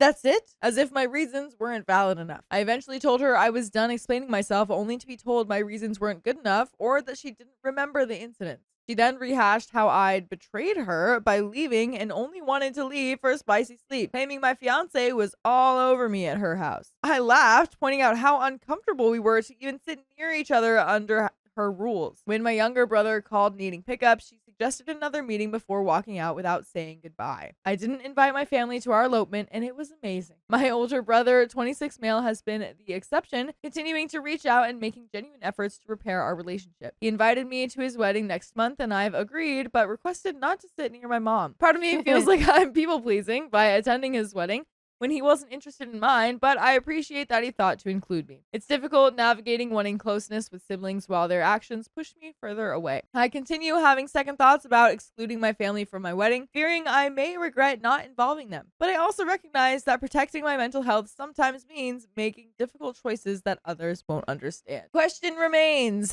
am I being too much of a people pleaser with my brother? And was I right to prioritize my well-being over family expectations? What I've learned is that you can't force people to respect your boundaries, value your time, or take accountability for their actions. You can only control your response and decide what treatment you're willing to accept. So, would I be the a-hole if I went no contact and did not invite my family to my small wedding/elopement ceremony or tell them when I am married? Also, am I people-pleasing too much when it comes to my brother and his wedding? And there is an update. Updates. I didn't invite my family or tell them about my elopement, and it turned out amazing. I'm so excited to be married. I recently posted some pictures on social media with an announcement. My mom hasn't reached out, but my older sister has. She sent me this text. Congratulations on getting married. I wish my husband, your niece, and I could have been there and a part of that moment. I've been praying and talking to God and seeking him and really trying to figure out ways to talk to you or bring up a conversation. How it was left before was messy, and I feel like life is too short to hold on to who should make the first move. I was giving you the space I felt like you wanted, but seeing your post kind of broke me a little. I always dreamt of helping you on the days leading up to your wedding and your day, things I would do, and I just feel that that's a moment that I'll never get back. I know you never planned on inviting all of us. I saw your friend there in the photos and it just put it in perspective for me. Like she's taking the place of me in a way. I don't know. It's probably not true, but I just have this sinking feeling. I would really like to move forward on building back a relationship as sisters again. I feel like you're missing milestones your niece is taking, and I don't want a rift between our families. If you will give me the chance to either meet up with you and OP's older brother outside, or with you and another brother here at the house, or yours, I don't mind. But somewhere we can all be on the same page mentally and spiritually and start rebuilding our relationship and positively making strides. My husband and I are moving next year for good. I don't want to miss an opportunity. We could rebuild a relationship now, or at least try while we are all here in the same state. Please let me know your thoughts and mindset on this. And please, everyone watching, let me know what you think about us after you listen to full episodes of more stories just like this one on iHeartRadio, Apple Podcasts, whatever your favorite podcast app is. Just search OK Storytime. I haven't replied and honestly don't know how to feel about it, or if I should even respond at all, or continue staying no contact. I've decided to attend my brother's wedding at the end of the month with my husband. I'm not planning to talk to or see the rest of my family before then. I imagine it could go both ways when my mom sees me, either pretending I don't exist or trying to get me to talk to her and making a whole show out of it. Either way, I don't regret my decision to go no contact with her for the foreseeable future, and I'm holding to that even if she confronts me at the wedding. I'll be going for my brother, not for any of them, focusing my energy on being happy for him, soon-to-be wife. If you have any advice on how to navigate the situation with my older sister, please share. I know I need it, but finding a good, affordable therapist who takes my insurance has been challenging. Your responses have shown me how important this will be before I start a family of my own, so I can break that generational trauma going forward. And that is the end of that story. Man. Woo, generational trauma. You gotta love it. I think so many of us deal with that. Gotta love it, dude. Yeah. My cousin stole from my father right after he passed away. Scandalous. I have no words to describe how furious I am right now. My dad passed away from pancreatic cancer 3 days ago. He was diagnosed 2 weeks ago, spent all of the first week and a half in the hospital until the doctors told us to take him home. He spent the last part of his life in hospice care, unable to talk, in horrible pain. I was the only one with him when he passed, and it wasn't easy. Having to hold his hand and soothe him in his final moments was the hardest thing I've ever had to do. By the way, this comes from Oxy Family Issues, and if you want to submit your own stories, go to the r/OKStorytime subreddit. We're a big Hispanic family, so we had lots of family coming in and out for the last week. Several stopped by the day that he passed away, one of which included my constantly in trouble cousin. Long story short, I caught him looting and ransacking the bathroom and the room my father passed in, looking for the Oxycontin my dad was prescribed for his palliative care. Keep in mind, he was prescribed a substantial amount and I now can't effing find it. I lost my crap, hit and screamed at him, and all but chased him out of the house. I'm furious, and since I'm the only one planning the funeral, I've banned him and his enabling family from the funeral. I'm so angry and so upset that they'd let him not only disrespect my dad by ransacking his things, but defended him after the fact. When I called my aunt to confront her about what her son did, she defended him and said that he would never do such a thing, and then I must have misseen something. Since I decided to ban them, I told my closest aunt and uncle to give them the news that we do not want them there, and that if they were seen anywhere near the church or the funeral home, the police would be called. I am now being bombarded from my family members telling me that it's not right for me to ban them from the viewing and funeral, and that I'm being way too hard on them considering my dad loved them. If my dad had caught them doing any of the things that I caught their son doing, he would have thrown him out the door on his butt.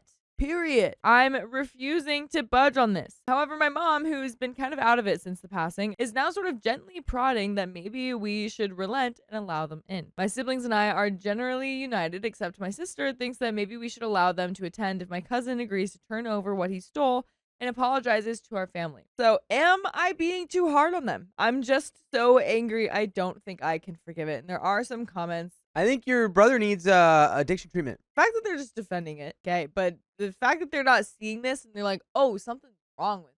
Like he needs his own help completely separate to this problem. You like, that's another thing. It's like you're not just ignoring what he's doing to OP's dad. It's just like there's a much bigger problem at hand here that we're ignoring. That's very disappointing. But yeah, I mean, honestly, that uphill battle, like, requirement of like, oh, well, you can hand him over if you want to come back. It's like, That's kind of a good way to not let them back in. You know what I mean? But even if you still do put it give out them of their that hands. out, it's like they could just give you half of it. Roth Lobster says, we should allow them to attend if my cousin agrees to turn over what he stole and apologize to our family. I think this is the correct route to go. It shows everyone in your family that you have a reason to be mad. It solves drama and in a way that makes him look bad, not you. It means that you don't take crap from family for this. It puts pressure on your cousin from your family to return the substances and admit to his wrongdoing as opposed to that pressure only coming from you. You can still not forgive them. You can still never invite them to things. You can still exclude this person from your life from now on. However, it solves the immediate cluster F that and avoids the drama that it might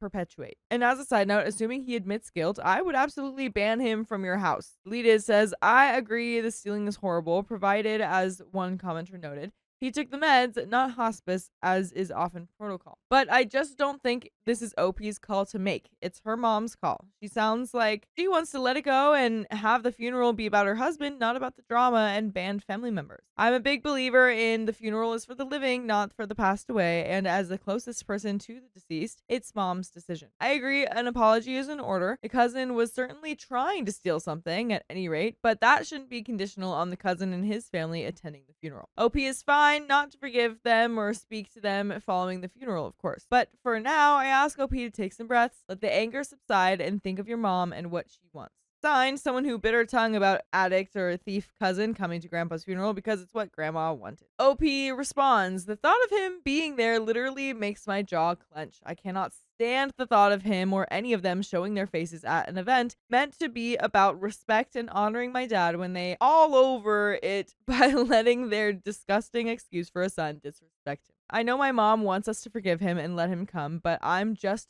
so angry. This feels like a literal slap to the face. I know her feelings matter, but aren't our feelings valid too? And there is an update.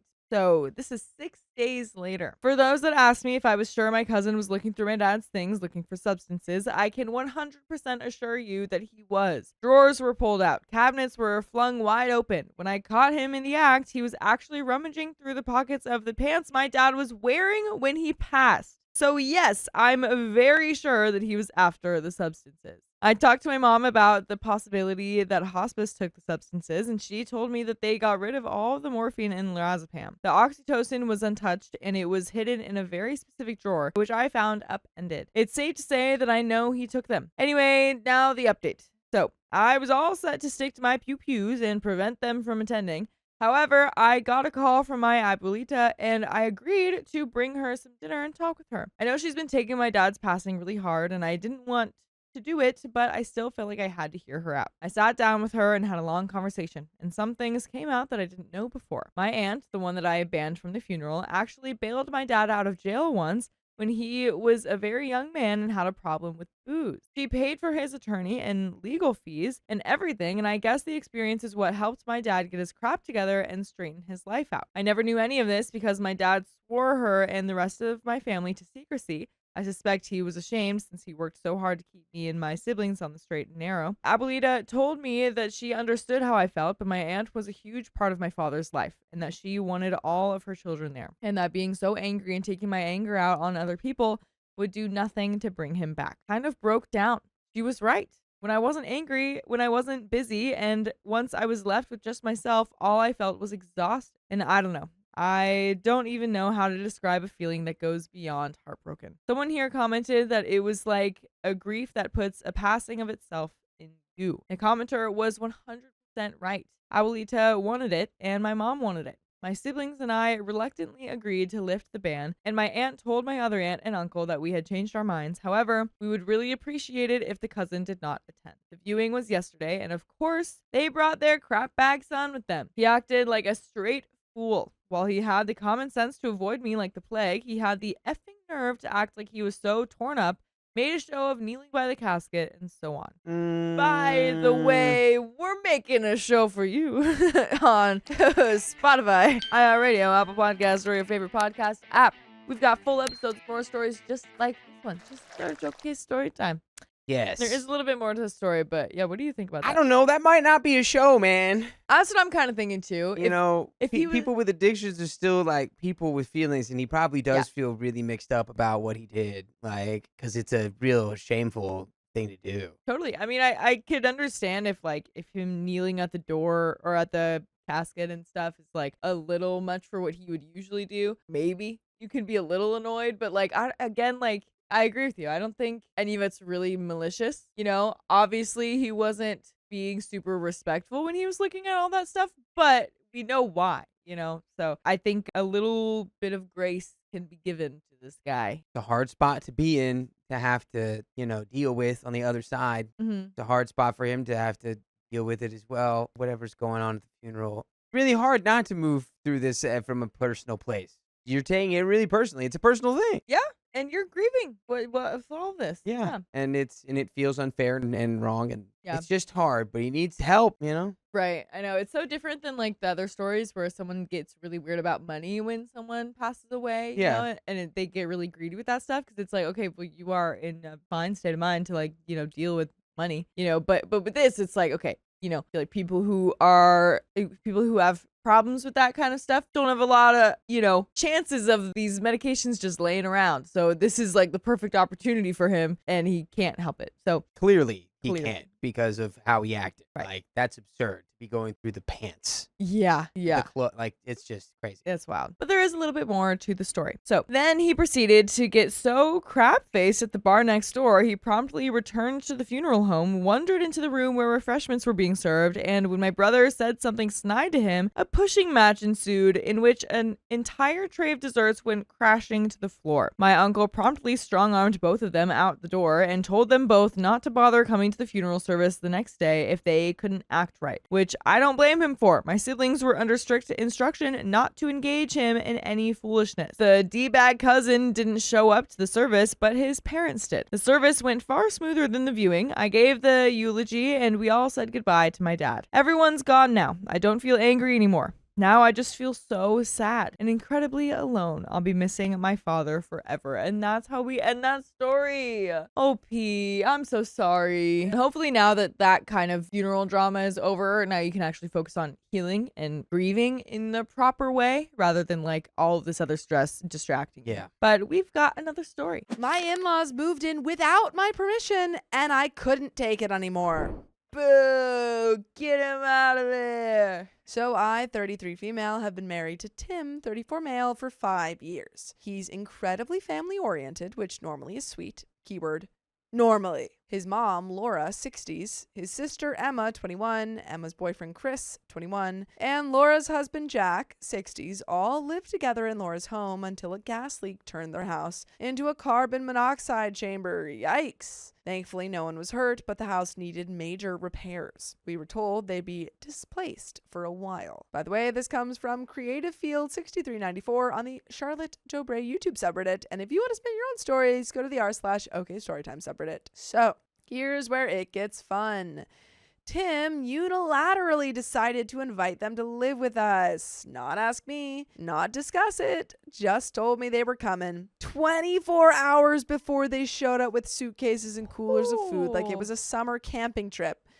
No, I would be so upset. So upset. This wasn't a, can we host them for a few days situation? This was, they'll stay until the house is fixed, which I later learned could take months. I was livid, and before anyone calls me heartless, no, I don't think you're heartless. I think that's crazy of your partner. I grew up with 3 older siblings, 2 brothers and a sister. I'm the youngest, and I understand the importance of family. I would give my family the shirt off my back, but I also believe in boundaries, especially when I wasn't consulted in my own dang house. Now, for context, Emma is the miracle baby born after Laura had long given up hope of another child. She's the golden child, and Laura dotes on her like a Victorian-era heir. Tim, who's the second oldest, has spent most of his life playing peacemaker and trying to earn his mother's affection, especially since Laura and Tim's dad divorced when he was 10.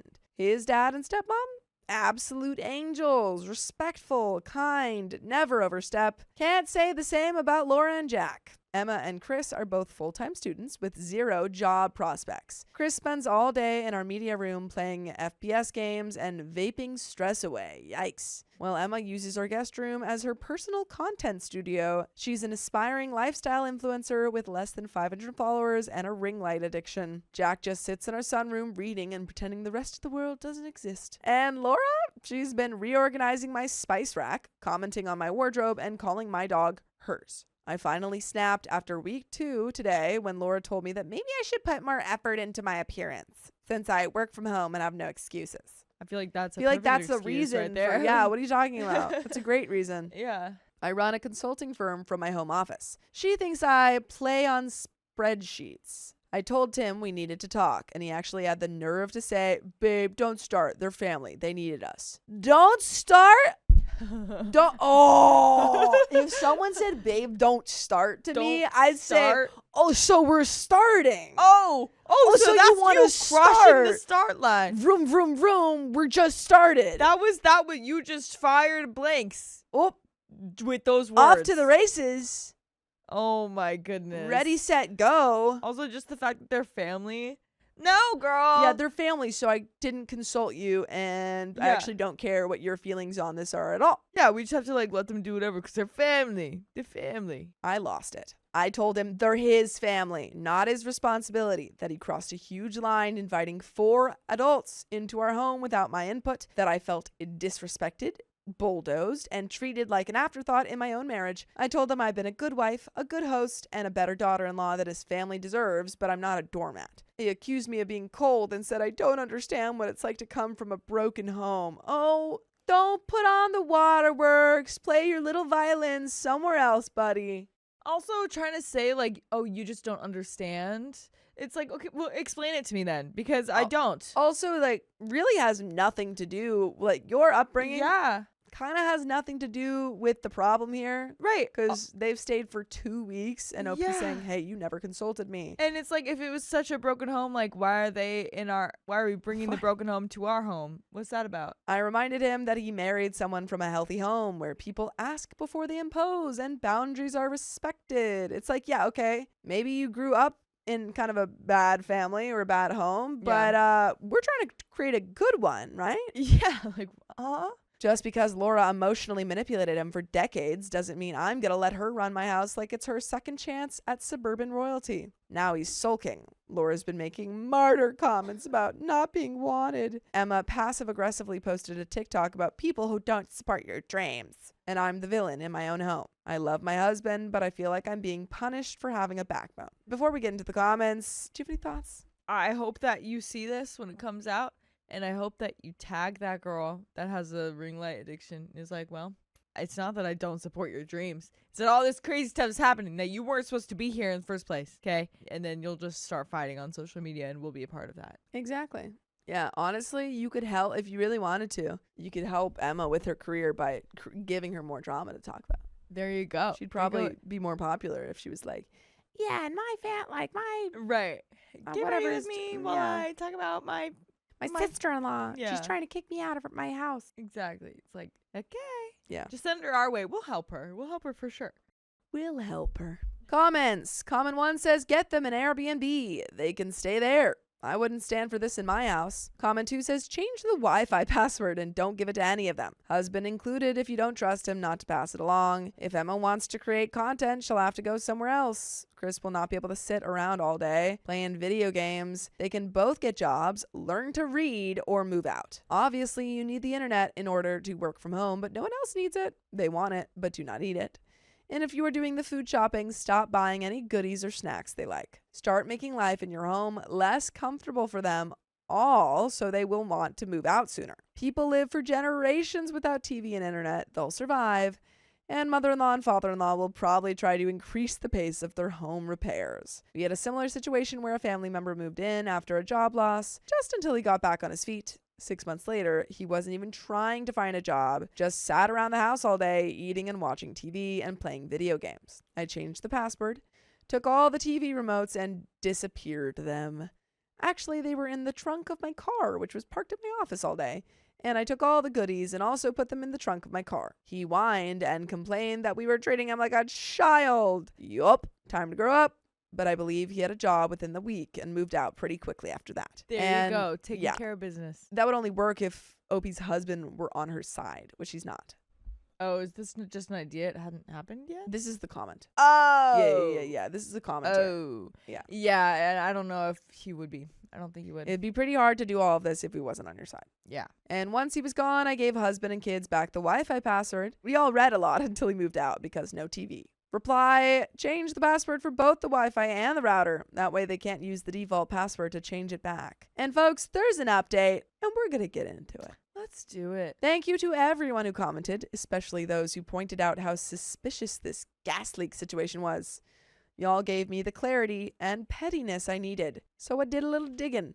I went full detective mode. I told Tim I was going to visit my niece, which I do regularly, so it didn't raise flags. Instead, I made 3 stops. Stop 1, the gas company. I called and asked about the supposed gas leak at Laura's address. They had no record of any emergency call, appointment, or report from the property. Nada. They didn't even know the names. Huh?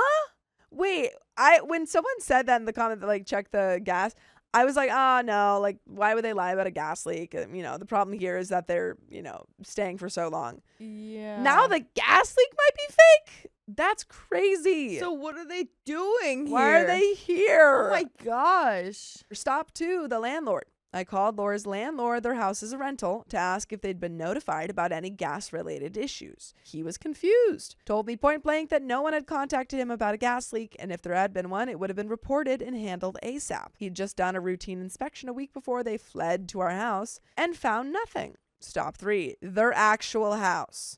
Yup, I drove over there. No warning signs, no work vehicles, nothing indicating any repairs were happening. I even Googled what to look for after a carbon monoxide emergency. There were no do not enter notices, no equipment, no new detectors installed, nothing. The neighbors out front said that they hadn't seen any crews or heard about any leak either. I was fuming. What do you mean? I'm like genuinely so confused. Yeah. 'Cause why are they there? What are they doing? Why are they at your house? Like, they have their own house that presumably they're paying for. Yeah, right? They've been at your house for 2 weeks. Like, who are they hiding from? Are they, like, in trouble with the Yeah. law? Or with, Are they like, in witness protection? literally? Huh? What's going on? Now, I knew Emma's boyfriend, Chris, is as sharp as a wet paper towel and has the worst poker face known to man. So I got him alone while everyone else was at the beach again and calmly said, "You're not in trouble, but I need you to tell me the truth about why you're really here because I spoke to the gas company and the landlord." Y'all, this boy snitched so fast, I didn't even have to ask twice. Turns out the entire gas leak story was a lie cooked up by Laura and Emma. They knew Tim would panic if he thought something had happened to them and that if they said emergency, he'd roll out the red carpet. The real reason they wanted to stay with us? We live 10 minutes from the beach, the same beach that they've been conveniently going for walks there almost every day. They didn't want to pay for a hotel or an Airbnb, and like I said, they knew he'd do it because he's always trying to be the hero, especially when it comes to his mom. I'm sorry, they've been at your house for 2 weeks because they wanted to walk to the beach? And they were going to stay for like months. Yeah. Like, because so they they guess have a gas beachfront leak. property? That is so insane, dude. Wow. So insane. Oh my goodness. See? I would feel so vindicated. Yeah. Like, so I would be going to my partner and be like, Yeah. oh boy. Like, you cannot You're about to say hear it. anything. You're to about me to for hear. the I'm going to next start year. and I'm not going to stop. Yeah. Oh my gosh. When I confronted Tim, I didn't yell. I just calmly laid it all out, what I'd found, what I'd confirmed, and what Chris confessed. And I saw the exact moment it hit him. His own mother and sister manipulated him using a fake emergency just to score a free beach vacation. He was shattered, then angry, then disgusted. By the way, you'll never be disgusted to learn that you can listen to full episodes with stories just like this. Just go to Spotify, Apple Podcasts, or iHeartRadio and search up OK Storytime. But there is a little bit left. to this story. Any final thoughts? I'd be so mad. I would be so mad and also just like so disappointed in my partner. Yeah. Yep. Because like, Yeah. honestly, would he have even listened to you if there wasn't this whole lie concocted? Right. Because the problem has not gone away. He's Yeah. only kicking them out, presumably. We haven't actually heard that he's kicking them out. Yeah. But he's only kicking them out because he found out they lied. Right. But that wasn't even like the whole That problem. wasn't the issue. Yeah, because it was It was that you went ahead and let them stay without asking. Yeah, and then he just continued to follow up with like, oh, like it's just It's because it's family, it's family. You're like, family. you don't understand because you didn't come from a broken home. It's like, Mhm. well, I'm seeing it. Like, I'm seeing it right in front of me. I'm Yeah. sorry I don't understand, I guess, but like, that's not. Sorry, I know how to create boundaries and you apparently don't want to learn. Yeah, and I am sorry that like you haven't learned how to get around that yet, and you're still falling victim to their manipulation. But that's just a crazy way to Yeah. treat the situation. Yeah. But there is a little bit left to the story. He didn't even hesitate. He told them all to pack their stuff and leave that exact second. Laura cried as she was trying to guilt trip him. It didn't work, obviously. Emma screamed. Jack shrugged and asked for a ride. And Chris apologized 3 separate times on his way out the door. Now it's just me and Tim again. The silence in the house is unreal. But to his credit, Tim finally got it. We had a long conversation about boundaries, family enmeshment, and manipulation. He admitted this was a wake-up call and that he's tired of being the fixer who gets used. We're now looking into couples counseling, not because I'm leaving him, but because this broke a piece of my trust, and we both want to rebuild it the right way. For once, I feel like Tim finally sees things for what they are. And folks, that's the end of that story. I refused to host my daughter's wedding because her mom would be there. How very Shakespearean. I'm in a pretty bad situation right now. When my stepdaughter got married 2 years ago, she used our home as the wedding venue. We have a meadow in our backyard that is able to accommodate a large number of people, as well as a empty, clean barn that can be set up for dinner tables. By the way, this comes from user Wedding Home Question, and if you want to submit your own stories, go to the r/OKStorytime subreddit. I'm Dakota. And I'm Riley. And we are here to give you good advice, goofily. But we don't have all the answers. We only know what we do, so if you do something else, let us know in the comments. And OP says, my daughter was supposed to marry at another location last year. But because of the pandemic, the venue shut down permanently. She's now asked to use my home for the wedding, but I told her my issue with that. I had a restraining order against her mother, my ex, and a few members of her family after threats and intimidation were directed towards my wife and myself. The restraining order expired mid-last year, but we haven't heard from them since. But I stayed firm in my decision. This has upset my daughter greatly, and she has screamed at me, which she's never done. I offered to give her $15,000 for an alternative venue, but now she's adamant about it being our home. I feel extremely uncomfortable giving my ex and her family access to my home because that's where the washrooms will be. My daughter has put this issue on Facebook, and I now have all of my extended family against me. This has also stirred up my ex and her family against me. And worse is that my wife and stepdaughter are now being accused of trying to ruin my daughter's wedding when they haven't played any part in it. Dude, your family sounds so difficult. Yeah. Immediately.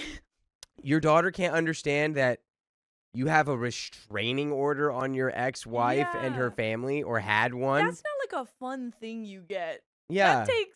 That takes paperwork. It takes time. You If there's don't one just there- get it. Yeah. Things have to You're happen. not just finding restraining orders on the ground. Yeah. I'm planning on giving in and letting my daughter use our home for the wedding later this year. But I'm going to tell my wife and stepdaughter not to be around for it, which I'm sure is going to create a bunch of other issues. Am I the a-hole? And no, you are not. Clearly. Yeah, no. I think you probably tried your best to explain to your daughter, yeah, I have a restraining order against your mom for a reason and her family. I don't want them in our house. Because there were threats made. Yeah. And that's the last place. I don't want anybody to have my home address if threats have been made. Right. Not the a-hole. Let's read these comments. Adept1819 says, not the a-hole. Go renew the restraining order. If your ex and her family are pestering you, and explain to your daughter that she can either have the wedding at your home without her mother and her side of the family, or she can accept the $15K and have it elsewhere. But for personal safety reasons, you will not let her mother into your home. Otherwise, rent porta potties. They have some super fancy ones for wedding venues. Trailers that don't look or smell like porta potties that have a washroom. OP says, I won't be renewing this restraining order because I don't have any real standing this time. I also don't want to renew it because I do want to attend my daughter's wedding without causing any issues. But the outdoor bathrooms are an excellent idea. I have texted the idea to my daughter. PBC85 says, not the a-hole, but how is it that you raised your presumably adult daughter in such a way that when you don't give her what she wants, she screams at you and goes off on you on Facebook? And why do you now think the right thing to do is to give in to her antics by letting her do the wedding at your house after all? My own daughter just got married and I provided financial support. If she had screamed at me about anything related to the wedding, you can be sure that financial support would have been withdrawn. My daughter has never raised her voice at me, but I can only imagine that other family members are riling her up. She also posted something on Facebook that didn't explicitly blame me, but my own sister made it into a circus that involved my ex and her family. I feel bad that my daughter is put under all this stress due to my ex and my issues. And we do have an update. I messaged my daughter about the outdoor trailer bathrooms, and she has refused and said it was a disgusting idea. You're having your wedding in a barn. It is a weird line to draw in the sand. She then accused me of treating her worse than my stepdaughter, there it is, and that I play favorites and I'm a terrible father. She does not want the wedding at our home anymore and hung up. She is no longer picking up my calls.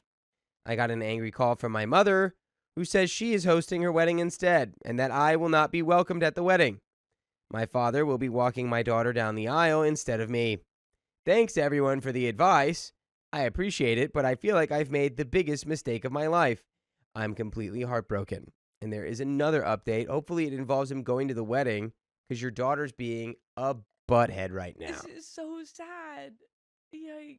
My daughter's wedding took place in October of last year, and after a few months of my daughter refusing to talk to me, my wife saw how I was being affected by the situation and said I should just let my daughter use our home without any restrictions, that we should lock up our valuables and hope for the best. I was extremely hesitant, but at my wife's insistence, I arranged a meeting at my mother's home and made the offer. I was immediately told that it was too late and that the new invitations were already sent out and the wedding would be happening at my mother's property.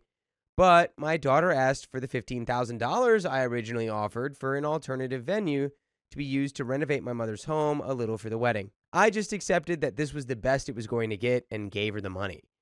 My daughter still didn't warm up to me after this and would only reply to texts occasionally.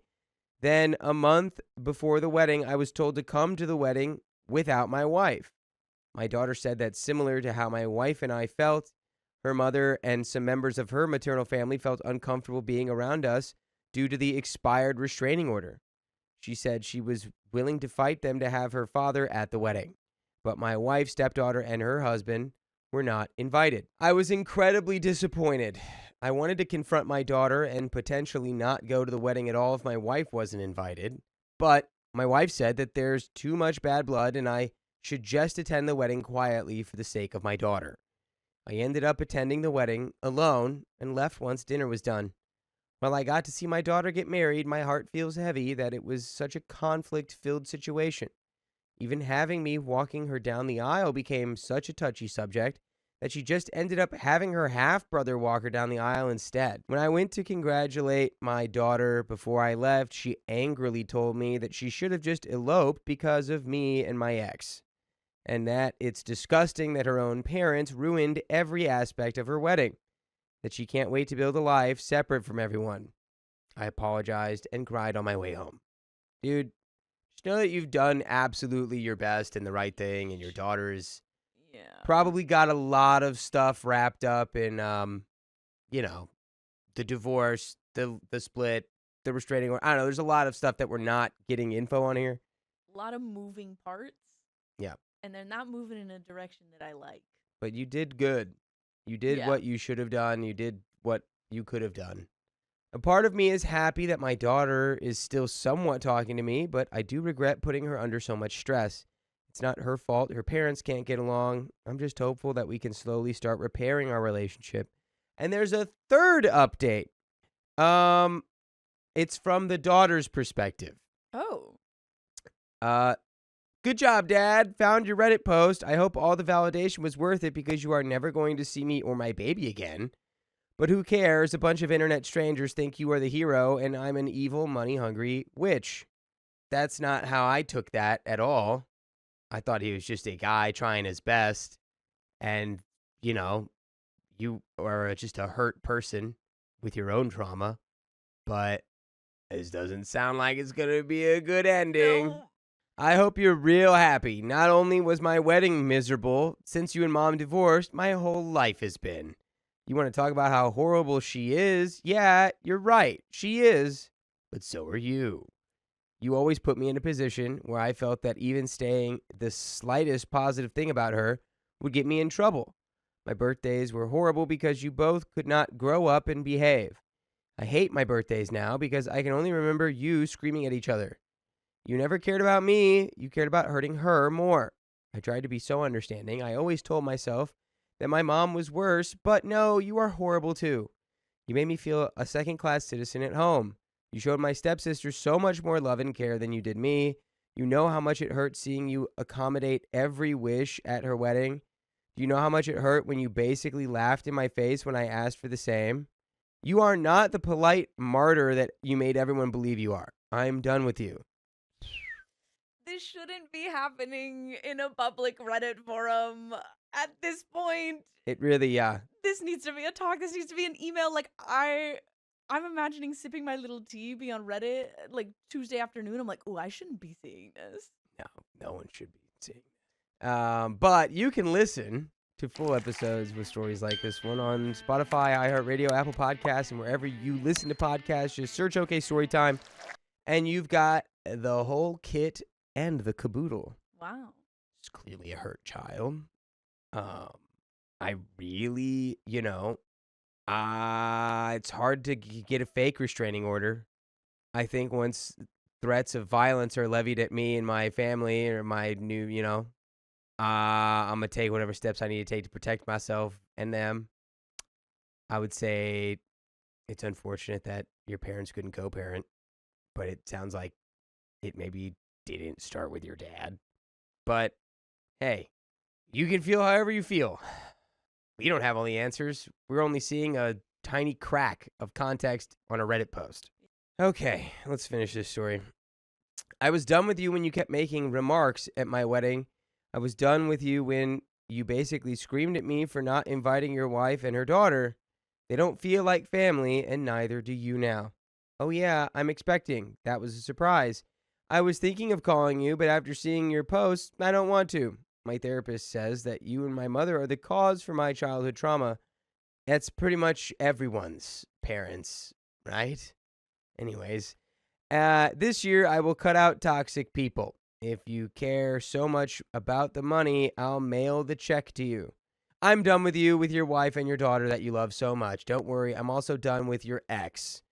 Hope you are happy, and I hope that Reddit karma is a good substitute for me. Oh wait, you actually care for Reddit karma. Yeah, that's the end of that story. I'm sure she'll come around. It'll be fine. They'll work it out. Just a lot going on with family tension and then the divorce and then the stepdaughter / with half sister, whatever you want to. It's Yeah, whenever you start getting more and more characters, it's when you're like, okay, everybody just needs to take a step back.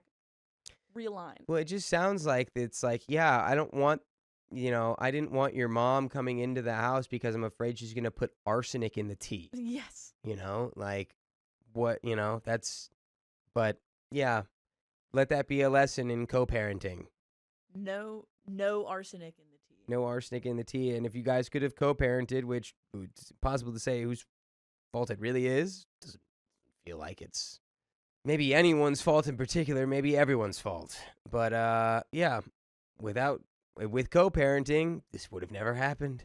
I went to my birth mother's funeral, and now I'm reunited with my real family. Congratulations. I, 24 female, was given up by my parents as a baby because they were both 18 and had no way to properly care for me.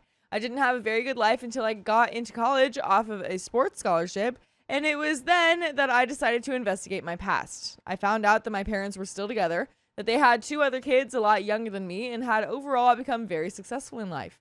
By the way, this comes from Das Stroop, and if you want to submit your own stories, go to the r/OKStorytime subreddit. So, I started to feel very resentful, and although I almost reached out, I decided that I couldn't. I still kept tabs on them to see how they were doing, how my siblings are and stuff. When I found out that my mother passed away, I did attend the funeral a few weeks ago.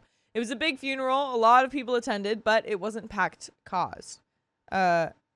But it wasn't packed, because the thing is, other than my hair being jet black, I looked just like my mother did. So when people were leaving, I got spotted by my mother's hysterical great aunt who assumed that I was my mother. I excused myself, but I'm pretty sure I exposed who I was, because just a few days ago, my father managed to find me and reached out to me. When we met at a coffee shop 3 days ago, he apologized for having given me up, not reaching out sooner, and ended up crying over not getting to raise me. It's the first time I saw a grown man cry. He asked if I needed anything from a car to a place to stay, but I couldn't help but feel like I was embarrassing him. So I said goodbye and left, but I've received a lot of texts and voicemails from him since then asking why I left early, if I'll meet him again, but don't feel like I can talk to him. Then I got a phone call from a woman saying that she was his cousin, and my aunt that I should have stayed away because he's inconsolable now, and I'm an a-hole for choosing a funeral to reveal myself. Why not? I mean, Throw around that word, a-hole. Did you like choose to really reveal yourself, or was that it was just like, well, this is happening now, like, yeah, you know what I mean? It's like it wasn't like it was like, all right, I'm gonna like. It was like, well, that was just the moment that was gonna happen. Yeah. Regardless, I wanted to go to your mom's funeral. Like I feel like my aunt is right because all I've done is brought him new grief after he just lost his wife. And there are some relevant comments. Motorcycle Addict says, not the a-hole, you didn't ask your aunt to out you. She is the a-hole by telling your father. The cat is out of the bag now, so I do think you need to communicate and not shut him out. You did kind of bring this on yourself. It's an unintended consequence. By going to the funeral, which was an honorable and right thing to do, you did create a situation where this could occur. I do think that you need to see this, though.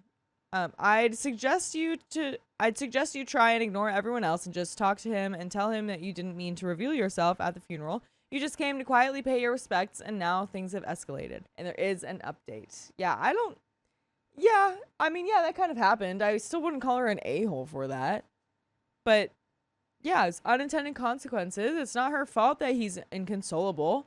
Sorry, I'm not the one that gave me up. Like, right, it's like it's always like the weird logic chain of like, well, if he would just have never known, it's like, but he did that. Yeah. He gave it up, and now you want to be like, it's your fault that he's upset. No, I'm pretty sure his actions have led to this upset that he feels. Right? Yeah. I didn't tell him like, goo goo gaga, bee bee boo boo, give me up. Right. Like he did that. No, exactly. There is an update. So 32 days later, very specific. So I'm posting this because I said that I would in a month.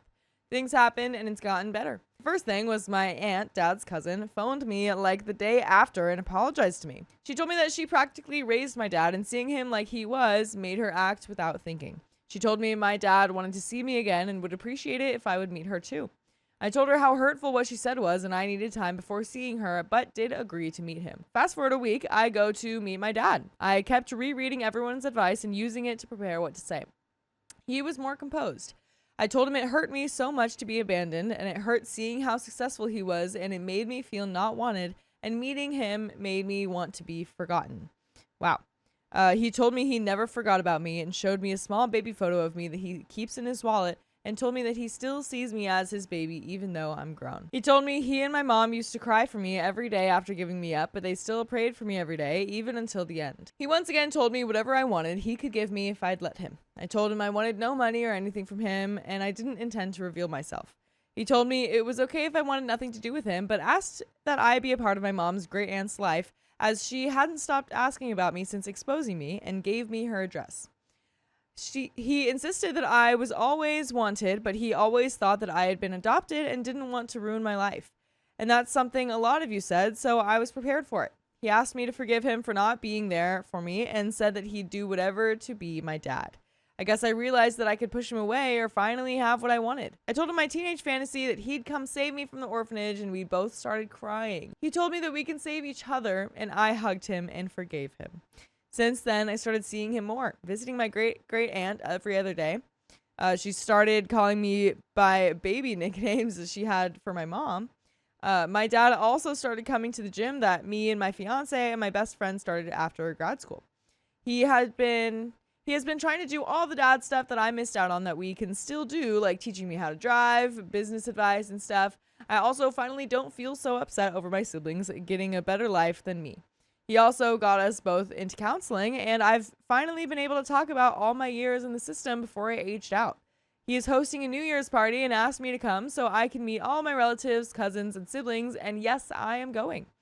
So I want to thank everybody that prepared me for how he felt in giving me up and how he felt in getting to see me again. I think that if you all hadn't pointed that out to me, I probably would have just tried to stay hidden and wouldn't have finally gotten a dad. And we do have an update, but this is becoming so lovely. It's good. It's going good. Yeah. Better than I anticipated. Yeah, it's going I think well. I was primed by our previous stories to I expect think the that's bad, fair. but it's good. It's so okay. You're just voicing the struggles that she had growing up in the system. Because again, I mean, she probably felt like that towards him. I'm sure there's anger in there, even though she wanted him to come back. I'm sure. Yeah. You know what I mean? That's why it's just so complicated. It's a very complex situation. Yeah. Sure. But I'm No really one glad would that say it's not. this is all happening. Asking, I don't know, him asking to forgive or to be forgiven is like, I never like that. I never like, oh, please forgive me. It's like, no, they need time. Do it on their own time. You don't have to forgive right away, but you can be on that journey or start working towards that by hanging out with each other, and he can make it up to her and stuff. But we got there, and it seems like things are going well so far. And there is a second update. I finally got to meet my entire family. This is 60 days later. So I guess this is kind of an update to my Am I the A-hole post. And not sure if I can mention that sub here. You don't worry about it. You totally can. But a bit over 2 weeks ago at the end of the year, I finally got to meet all of my family. And it was the best time ever. On the 31st, my dad went to my apartment, chatted in Spanish for like half an hour with my fiance. Nobody speaks it in our country. And then I left with him for his house. My fiance said that he would come later. When we got to my dad's house, I was like, oh my God. I'd seen photos before, but dang, it's like a mini mansion, especially next to my apartment. It made me smile so much when I told Dad that you have a beautiful home, and he told me it's your home too. When we got in, my dad led me to the living room where my siblings were waiting with my dad's uncle and one of my cousins. Honestly, I was really, really scared, but then my cousin and uncle came and gave me a huge hug and said that they've waited for this for so long. It was a bit more awkward with my siblings because they're both little, like not even 10 yet. But when they started asking questions, it got a bit overwhelming. So my dad made them stop, but I liked it because it means that they want to get to know me. It did make me a bit sad when my little sister said that I look so much like mommy used to. Oh my gosh. Yeah, because they're so young with their mom passing away. Yeah. Wow. I can't believe I didn't notice it until then, but there was this giant photo of my parents and a baby over the fireplace. Like, my dad looked super young in that photo, younger than me even, so I had to ask, is that me? When my dad said yes, I started crying. My great uncle took my siblings away, and my dad and my cousin consoled me. Honestly, it may seem selfish, but that felt really good. That doesn't seem selfish at all. Yeah, you selfish piece of crap. Yeah. Yeah, who do you think you are? Yeah, who do you think? Get him. Hey, get him. That guy's being selfish over there. Oh my gosh. But Come on. yeah, you should be selfish if it means listening to all of the full episodes of stories just like this one on Spotify, iHeartRadio, Apple Podcasts, or whatever your favorite podcast app is. Just search OK Storytime. You can have them all to yourself. Bazinga. But we won't tell you that everyone else can also listen to it. But just be Ka-chow. selfish and pretend. At every episode you listen to, no one else gets to listen to it ever again. It's true. It's yours forever. It's true. Yep. For this week only. Go ahead. Just never look at the episodes ever again and Yeah. assume they've been deleted. Yeah. But there's a little bit more to the story, but this is so lovely. Yes. My goodness. Yes. This is such a nice turnaround from all the other stories we've been The reading. painting over the fireplace is. I mean, like, I guess I don't know. It might sound bad, but it's like, I guess it was worth it to give up the kid because you became the Mega Mansion millionaires. Yeah, and I guess do you wonder. let that fuel you because it's like the picture over the fireplace. Yeah, I do wonder. Like, that probably did motivate. I mean, if they were 18 and couldn't take care of a kid, and now they have like a mini mansion, like they worked hard to give them their like current kids or their newer kids like a life like this. So props to them, man. There's a little bit more to the story. Let's get on into it. Rest of the day went great too, especially when my fiance came as well. Right at dinner time, my dad did a large toast to all the relatives and introduced me and my fiance. Honestly, I don't know if I can write most of what he said, but it just made me feel so loved and so happy that I let him into my life. I went back to my apartment with my fiance really early in the morning, but since then, I've never felt better. Honestly, the only reason I remembered to post this is because today my dad sent me a text asking if my fiance and I want to go on a trip with him to Spain in February. I don't know if we will be able to yet, but we'll see. And that is the end of that lovely story. My aunt keeps barging in unannounced, so I changed the door code. How about you knock? Simple as that. My 27 female and husband 32 male, Mike, used to live with one of his aunts. We'll call her Drama. I love that. She is Order 66 female. Aunt is on his mom's side. Sorry, I made a Star Wars reference there. She's age 66. Drama was married to one of Mike's uncles on his dad's side. They got divorced in 2021, and Mike and I got married in 2022.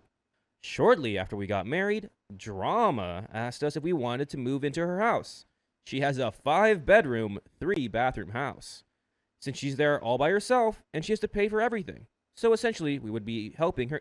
We would be helping each other out. By the way, this comes from user OutrageousGuava2653, and if you want to submit your own stories, go to the r/OK Storytime subreddit. I'm Keon. I'm Carly. And I'm Sophia. Let's get to this story. We paid her $500 for the first couple of months while I waited to get a worker's permit. I am not a U.S. citizen. And then we'd pay her an additional $100 once I could start working. We lived with her for about a year and a half.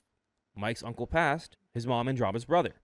And the family on his mother's side asked us to move into the house his uncle lived in. It is Mike's grandma's house. She lived in assisted living, as someone needed to live in and take care of the house.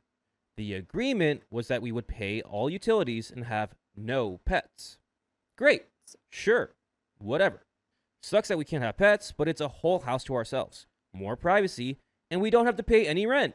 Yay! Yeah, that's a great deal. I'd take that deal. I'd take that deal any day. As long as you don't have pets going into that, that's perfect. It sucks that you can't have a pet, but if you didn't have one, like, you can wait until you have your own place. yeah, and you can save up. For the Boom, pet For that the you can pet. get. Or pets. Or pets.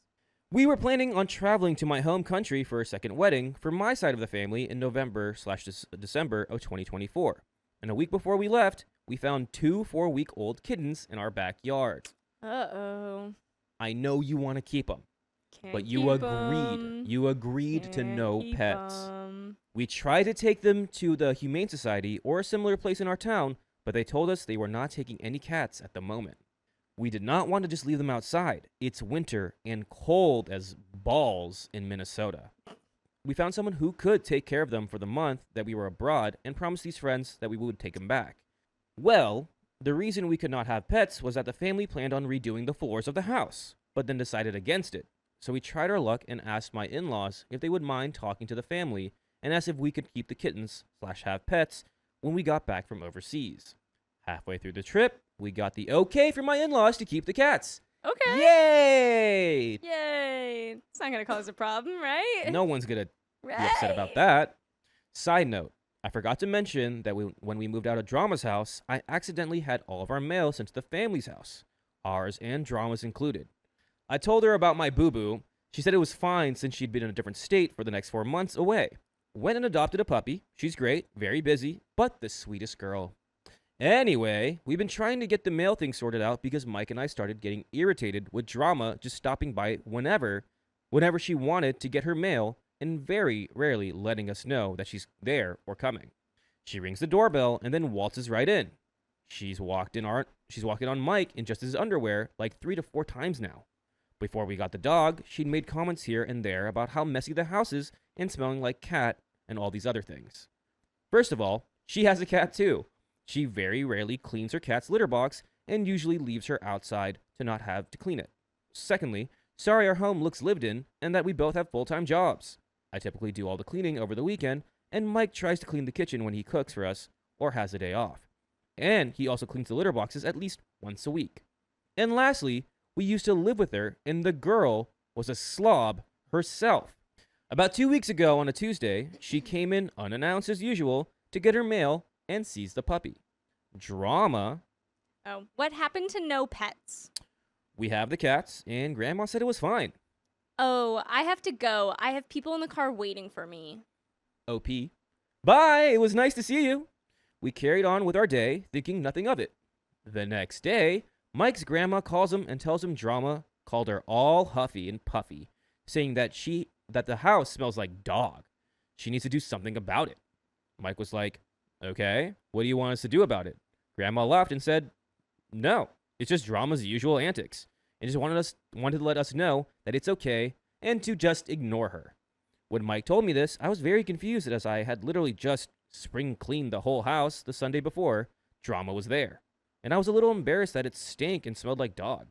I told my in-laws what happened and asked if they would mind popping in and smelling the house, because yes, sometimes your house smells and you just get used to it. Yeah, but when you leave and go out for the day and come back, you usually can tell. Yeah. You'd know. 2 days later, another one of Mike's uncles on his mom's side stopped by to chat with us. Cliff notes from this conversation. We didn't tell them about the pets. They were a little upset when we got the cats, but were okay with it after. But now that we got a dog, they have to draw the line. Mike and I were obviously very confused by this because we did ask permission. There was some miscommunication on the family side about the cats, but they never said we could have a dog.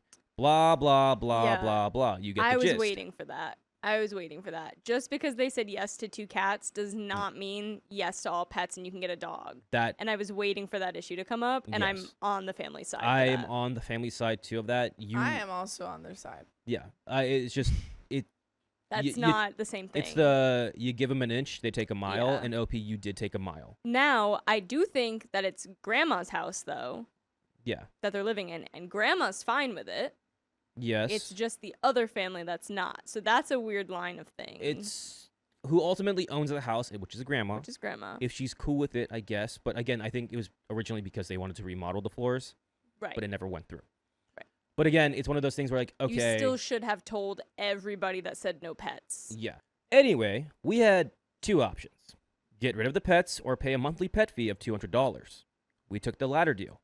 Whatever, we don't pay rent anyway, and $200 isn't that much to ask to protect the kids. Fair. Mike's and aunt's uncles. Asset.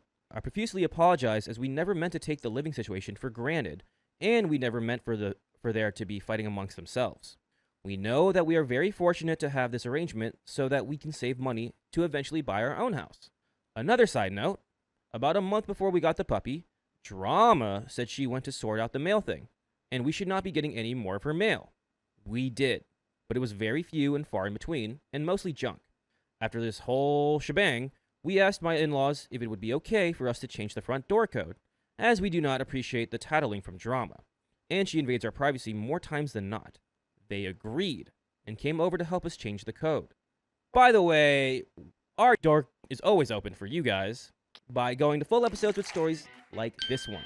Go to Spotify, Apple Podcasts, iHeartRadio, or your favorite podcast app, and just search up OK Storytime. We are at 70 days now. No longer the funny number, unfortunately, but 70 days. 70 days. Start listening. That's There's a a good little bit one. left of the story, but I think this is another thing you should communicate with. I feel like the communication is very poor No, on it's all driving parts. me nuts. Maybe you did. But let's just say you did have a conversation with Drama and say, "Hey, we don't appreciate you literally just barging in. Like maybe if you text us you're on the way, or let us Yeah. know that you are, ringing the doorbell and waiting for us to answer the door." That's one thing. But I feel like we haven't had that conversation yet before we get to this extremity of we're changing the door code, you can't come in anymore. Right. Now, before anyone comes at me, we didn't do this because we have to pay $200 now. I get that we were in the wrong and should have told the family we got and or wanted a dog. We did this because of the way that Drama has been treating us lately. It has gotten very political. And I don't feel like it's necessary to share here. And who knows what she might do when we're not there. Another thing to mention is that I freaking loved Drama. She was like another mom figure to me. We went on coffee dates. She taught me how to quilt. And we spent a lot of time together. The same with Mike. I don't know what happened. But after she got back from out of the state, she has been starting to get colder, ruder, and meaner to us. So, Reddit, am I the a-hole for changing the front door code on my in-laws' house? We have a couple comments. What do you think? No, but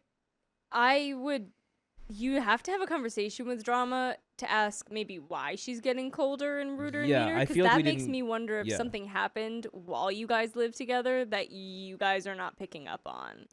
Comments. Comment number 1. It's Grandma's house, right? And if Grandma said it was okay for you to have them there, then why in the heck do you have to pay a pet fee? And who's it going to? It better be going to Grandma since it's her house. And Opie replies, so the kids have a POA on the house. When Grandma passes, it's theirs. Part of the combo we had with the uncle is that because we are the grandkids, she will say yes to everything we want, and thus they would like for us to run stuff by them from now on. Grandma isn't making any more decisions for the house. That was their agreement. Also, yes, she will have the ability to use the money if she wants, and whatever is left over when her last day comes, the family will put back into the house to fix whatever our pets damaged. Comment number 2. Install motion-activated cameras on the porch and in the house, and always arm them when you leave home. It'll be fun to see what she actually does when you're not home. And please share an update when you catch her snooping. P.S. When she's all outraged about your violating her privacy, tell her you installed the cameras to monitor the pets to ensure they weren't causing any damage. Comment number 3. Why did you get the dog? The cats were pushing it and you knew it. They only had one rule. No pets. You know all the players in this game. They weren't giving you free living space. There are price tags that come in the form of no privacy. And why chance the number if she got the numbers anyway? I'm thinking you should know better. You are causing drama in the family. They only had one rule, you broke it twice, permission or not. Reply, we honestly misunderstood the go ahead and keep the kittens with an okay to have pets. Yeah, you took the mile. Yeah. Like I said in my post, getting the dog is definitely on us, but we asked about a month in advance about the kittens. Obviously, if the family said no, we would have tried at the shelter again or tried to rehome them. We were just in a pickle as we were leaving the country in a week when we found them. None of these things were done maliciously or just because we can. We respect other people's property, and we mostly sorted it out with the family. This post isn't about us having pets. It's us about wanting to know if we did a bad thing by changing the code to the front door so that the one aunt can't just come in whenever she wants to. I have also apologized to the family multiple times if we are causing unnecessary drama and fights. It is not your house. Yeah. The But cameras, cameras, I think, could be a good idea. But again, ask. Right. Ask first That's if you where can I was install the going. cameras. Yeah. Unless it's some sort of like completely removable without damage. But I would at least give them a heads up. Hey, we were thinking about how we just want to make sure our pets aren't going to cause any damage. We're going to put some cameras up to watch the dog just to make sure. And then you can ask, like, do you want to install cameras? Like basically, do you want to install cameras and we can help pay for them? Or do you want us to just do something that can be removable when we're done with our time there, kind of thing, is how I would think. Or, I don't know, have a conversation with Auntie Drama and be like, why is there drama? Why are you snooping on our house? Why do you keep coming over? Everything should be fine. Well, If she's she's coming to get the mail, but yeah. She's apparently they figured that out. They get only junk mail. But why are you still coming over? If you're bored and lonely, just say you're bored and lonely. We can go get coffee if you liked it.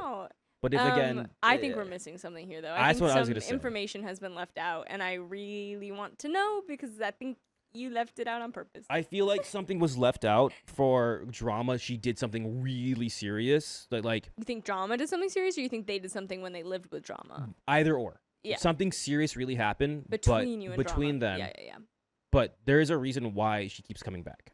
I stopped helping my daughter's friend because her mother is ungrateful. Your mom sucks. I, 37 female, want to start out by mentioning that I'm neurodivergent and do struggle in social situations a good bit, so I could use some advice here. The backstory. In either late May or early June, my daughter's 9 female friend, 10 female, asked me if I could take her parents to our local DMV because their car got towed. I took them over there and they were not able to get the car back before it got auctioned. Their second car was towed 2 days later. They also have somewhat of a limited proficiency in English, so I was helping them with understanding the government forms and such. They thought they had weeks before the second car was towed until I read the sticker and saw that they were coming the next day at 9 a.m. By the way, this comes from FITF2891 on the r/comfort level pod subreddit. And if you want to submit your own stories, go to the r/okstorytime subreddit. The mom, 54 female, I'll call her Jane, and the dad, 70 male, both immigrated here, and something happened with his legal right to work. So they're not really going to be in a better financial position anytime soon. She's a citizen and was able to get government assistance after I took them to social services office 5 times in 2 weeks.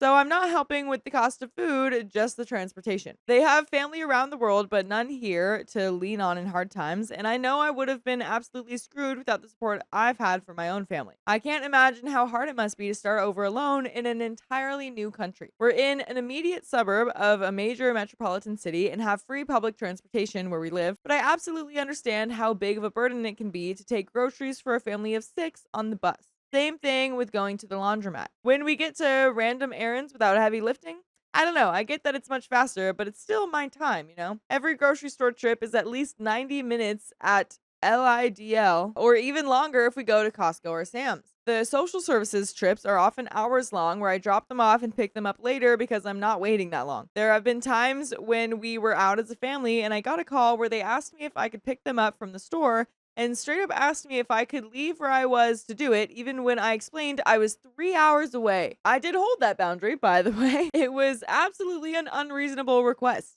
Summer break is now over halfway through, and I feel like we've had to almost schedule our days around commitments I've already made to help them. I know a good deal of this is my fault for not setting clear boundaries, but I feel stuck in this at this point, and I'm not sure how to get out of it without jeopardizing their ability to feed their kids or have clean clothes for them. This isn't my responsibility, but I feel like it'd be a hindrance for them given the age of the parents alone. Additionally, I'm big on building community and helping others when you can, so I don't mind helping people with things, but I also only have 7.5 summers left with my daughter before she's an adult. I was unaware that this was going to become a long-term thing, honestly. I'm not going to get this time with her back, and I'm not sure how many more years I'll be a stay-at-home mom. This is only my second summer not working, and financially, this sucks. So back to the topic. I absolutely suck at saying no or setting boundaries for me most of the time. Jane has no problem making her beliefs known and basically tore into me over my daughter still riding in a booster seat. I was a car seat tech. She needs it to fit in the car properly. She flat out told my daughter to tell me that she's not a baby anymore and doesn't need to ride in a baby seat. She's in a backless booster, by the way. I gave her the evidence. I told her our state's laws. I even told her I didn't understand why she was saying this because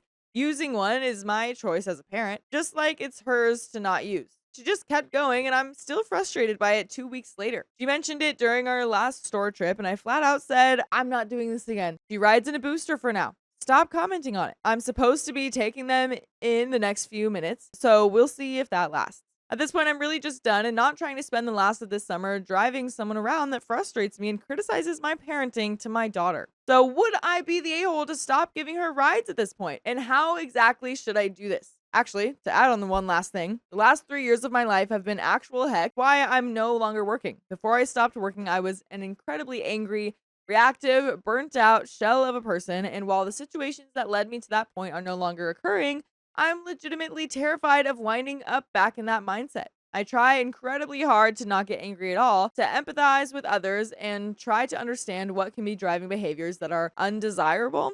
I don't know, I didn't want to say annoying or rude, because I've been in that mindset recently and I'm so afraid of losing or backsliding on my progress. I think this is absolutely contributing to how much of a doormat I'm being. I'm going to bring this up with my therapist, but still could use advice in the meantime. And there is an update. I mean, like, you might feel a little guilty because it's like you're just a good person, but there's got to be resources out there that they can use to help them. Yeah, you're not just there. You're gonna be like, okay, if I'm gonna start doing this for you, pay me. Honestly, like you kind of Pay me. you need to start contributing to gas or something like that, 'cause that's a lot in the time that I'm not spending doing my own grocery shopping, all that kind of stuff. It also does kind of feel like a leading a horse to water kind of, or no, a teach a man to fish kind of thing, where it's like, OP mentioned, I actually don't know, they can understand that it might be difficult to like ride the bus or use public transportation when doing these activities and going grocery shopping and stuff. And maybe it's hard for them to kind of understand because of the language barrier. But I mean, have been teaching them a lot of other I'm things. pretty sure Google Maps can change to whatever language they need it to be in Yeah. for them to understand how to get around.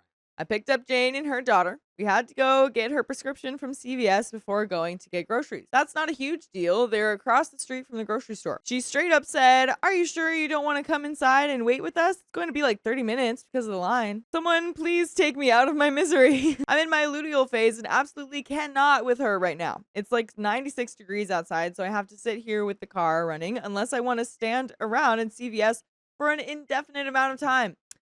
She's coming now. What is the luteal phase? Something with period. So real-time update. I'm home. Jane is home. The girls are at the pool with one of their other friends and her mom. I'm sitting here catching up on the comments, and I want to thank everyone who took the time to offer advice. Here are my plans for this situation. I already had committed to a grocery store trip next week, so we'll do that. During this trip, I'll talk to her about all of this. I want to finish up summer as a family, and these errands are taking up a lot of our time, so I'm not going to be able to give rides anymore. Her daughter is welcome to come over and hang out with mine. I'll always make food for her too when she's over, and I may see if I can find a decent folding shopping cart at Goodwill or something. She does have mobility issues, so I'm not trying to leave her completely screwed, but she can start making the guys in her house shop with her if she needs help. She has teenage sons. My daughter's friend is their youngest. And I hope you guys can be my friend. You guys would be really good friends if you listen to full episodes of more stories just like this one. Go to Spotify, iHeartRadio, or Apple Podcasts, or whatever your favorite podcast app is.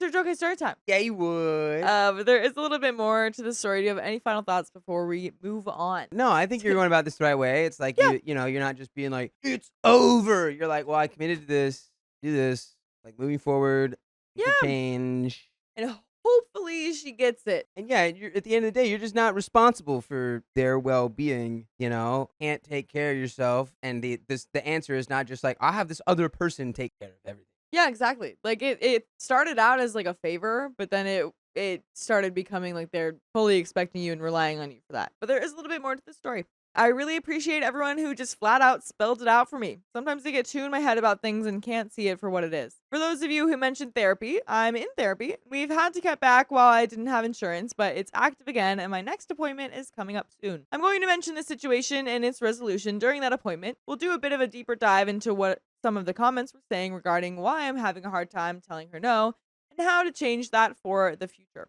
There are some comments. Comment number 1 says, the only way you would be the a-hole is to yourself and your family if you keep doing this. Have you heard the saying, don't set yourself on fire to keep others warm? Because that's what you're doing right now. You sound like a really lovely and generous person, but these people really are using you. Expecting you to give them rides when you are 3 hours away, that's some level of entitlement they have. Glad you held your boundary. And to lecture you on the use of a booster seat? What I would do is to tell them that you are going to be very busy over the next few months and will not be able to give them rides anymore. If they ask why or what you're going to be doing, just say that's not important. What is important is that I can't give you any more rides. Don't get drawn into it any further, or they will try to find ways around it. Show them how to do their grocery shopping online for the bigger items, and show them how public transport works, and explain that it's free. I'm sure it's difficult to move to a different country, but at some point they need to look after themselves and remember that they did have 2 cars, which they lost, not you. That is true. I did forget about that they literally lost both of their cars, which seems like maybe there's some confusion. Yeah, like that's the whole reason this all started, and they haven't tried to get the cars back. I feel like it's going on for a while. Best of luck, and remember you are doing this to be able to take care of your family. And that's the end of that story, I think that's a good comment to end on. I think lots of good points there. Just, explain to them your situation. Don't go into detail. That was a good point too about like why. Because you don't then need they're to reason with them about why. Yeah. You just say, I can't do it. Right. Well, why not?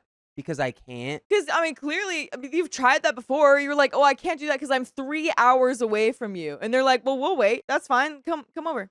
Can you just do it? I don't see why that's a problem. That's crazy because I won't go, though. Yeah, it's We'll like, wait. no- You'll be waiting all day and all night, and then the next one. That's not like me asking for help, figure out how I can get to you. That's me telling you and explaining why I'm saying no. Yeah. Yeah, weird. My cousin trashed the house and blamed us for it. Well, sir, we saw you. My dad never knew his biological father. It felt like a family secret until we found answers through Ancestry in 2024. Turns out it wasn't really a secret, just a truck driver who played with my grandmother's emotions until she had a kid. His aunts and uncles were old school mean, except for Uncle B and Aunt T. By the way, this comes from user appropriate ruin7262. And if you want to submit your own stories, go to the r/OK Storytime subreddit. Uncle Barry had a daughter called Tanya, and she and my father were close. Favorite cousins, the kind everyone had. Uncle Barry's wife wasn't great, but Barry was genuinely cool. The type who forgives a little too easily. Since Uncle Barry was a father figure to my dad, that trait got passed down. Somewhere in my dad's desire to be loved, he has let people walk all over him his whole life. I'm working on breaking that same habit, and it's hard to unlearn. My mother was the stronger half of their perfect balance. Don't get me wrong. My father isn't weak, but he strives to be good like Barry, his brother. His idea of being a good man means taking care of people and following the golden rule, but his need for connection makes him an easy target. Mom would let him be gracious, but would call out people taking advantage of him face to face. She was more rational and logical. In 2015, she was diagnosed with stage 4 cancer.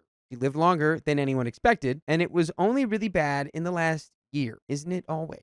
Tanya is married to John, and they have one child, Marty, who's around my younger sister's age, 13 14, during this conflict. Tanya told me and my mother that John had a pill problem since a work accident and cheated on her with a local supermarket employee, someone Tanya had to see every time she shopped, which made the humiliation worse. At some point, Tanya took Marty and moved out. They divorced, but eventually got back together while staying legally divorced. In 2020, while Tanya and John were separated, I met my now husband, and we moved in together after 3 months. Yes, that sounds crazy, but that's what life had in store for us. My room was empty, and since my mother and Tanya were good friends, Mom offered her that room. The plan was for them to establish stability and then move to Florida to be closer to my dad. Although Mom never wanted John around, she kept the room offer open. Most importantly, she knew my father didn't have much family left. His mother had passed, and he was estranged with his sister due to past drama. Mom felt that having more good family around him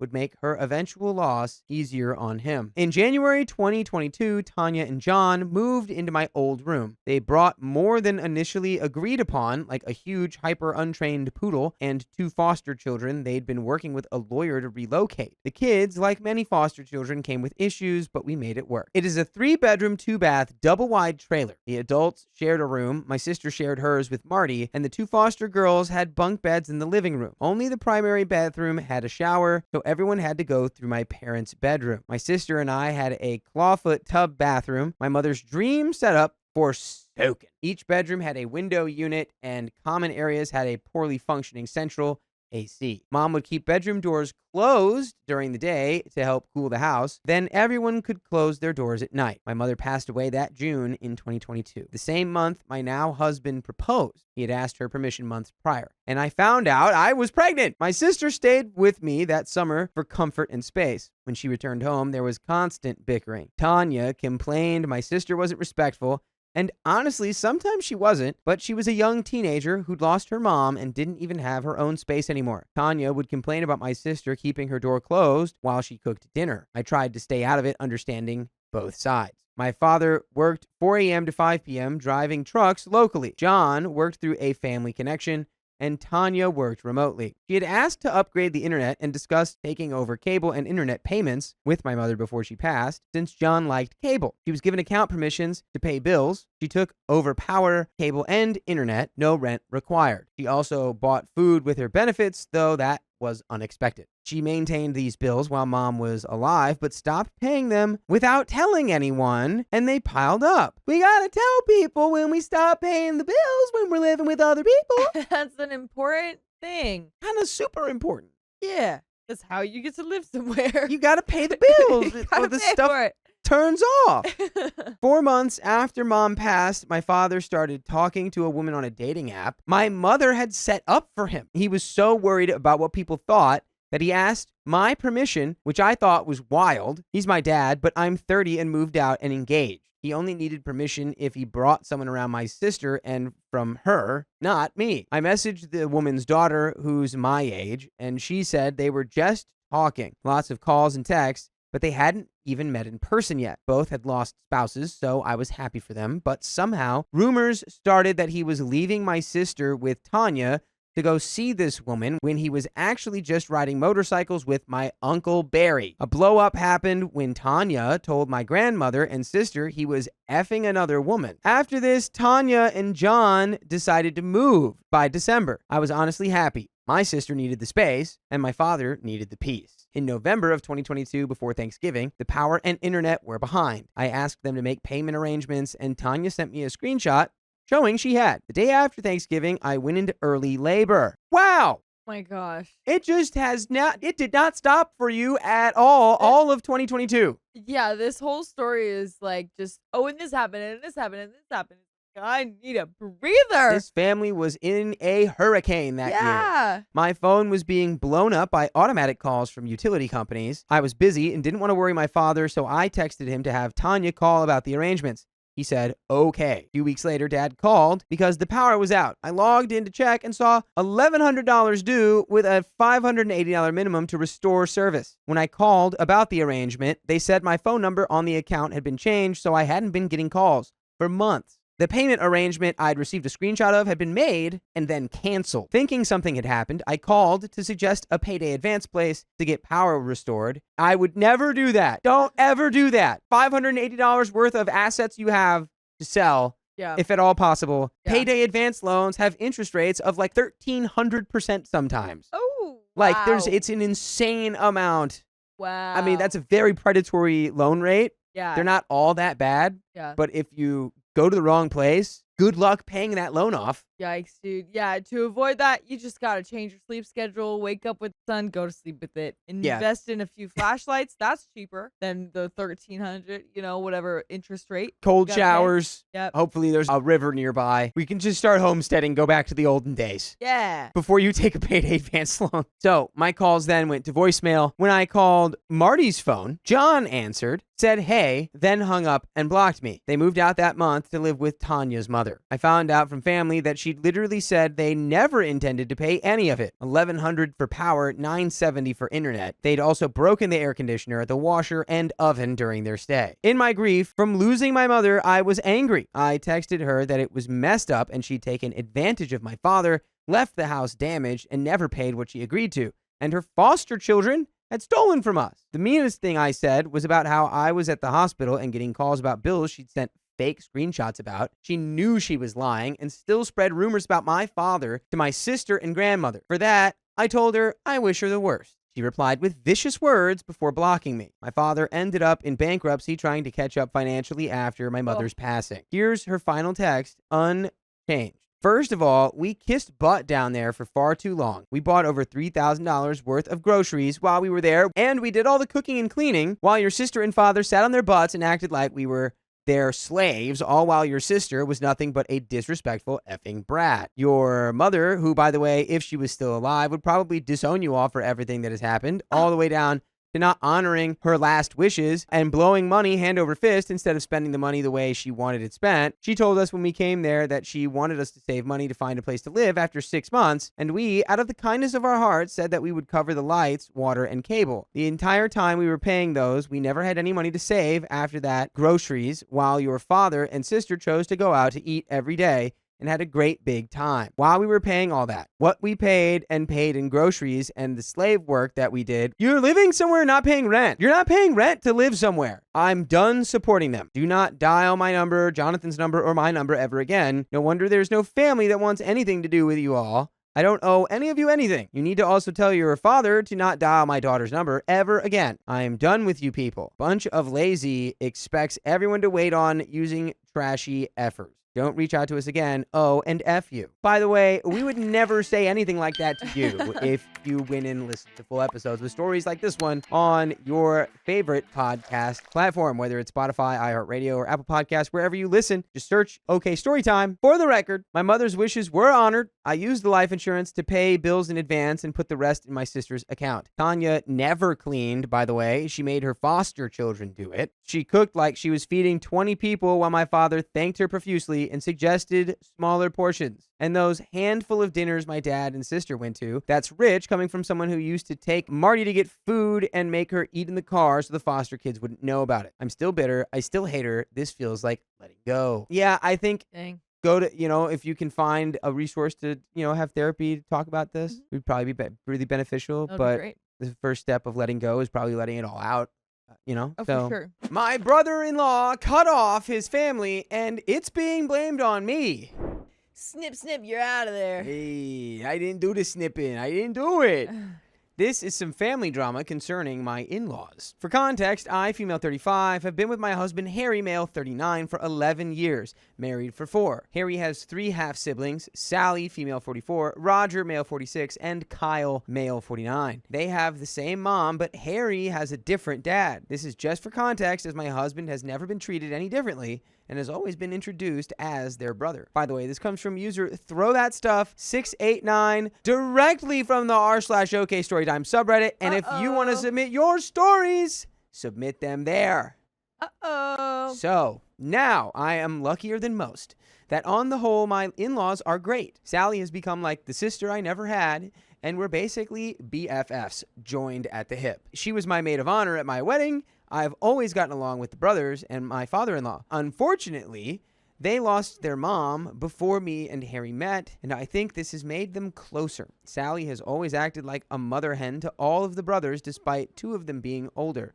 Kyle has 3 children with his ex, Taylor, female 25, Haley, female 21, and Jake, male 15. About 3 years ago, Taylor announced she was pregnant to Sally, Roger, their dad, and some family friends that were there for a party. Me and Harry weren't able to make it that day. However, Taylor asked that they keep it quiet while she told everyone important herself. These people included me and Harry and his maternal grandmother. Months went by, like probably 2 at a minimum, and still we didn't know. And more importantly, my grandmother-in-law didn't either. So Sally kept trying to get them to tell her repeatedly, which she either got ignored or told they will tell them when they're ready, which Sally said that there are non-family members who are aware of the pregnancy and said it's going to get out eventually. After these 2 months, Sally called me up and told me about Harry and the pregnancy. We were sworn to secrecy, and we said when she told us we would act surprised. Spoiler, that took another 2 months until we were told over text. She would have been around 5 or 6 months pregnant, and they did not know that we knew. Sally asked whether she could tell grandmother-in-law, as she was finding it difficult not to,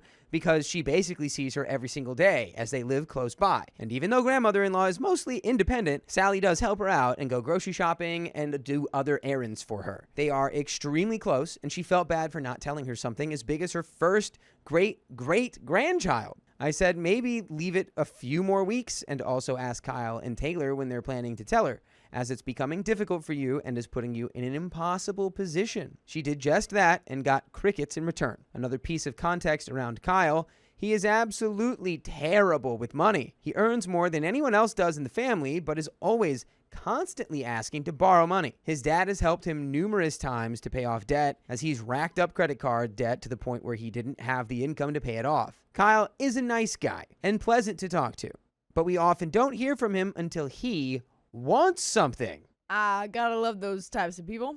Hey man, it's been a while. Hey. So, By the way, on a real level though, yeah. we are all guilty of doing that at some point.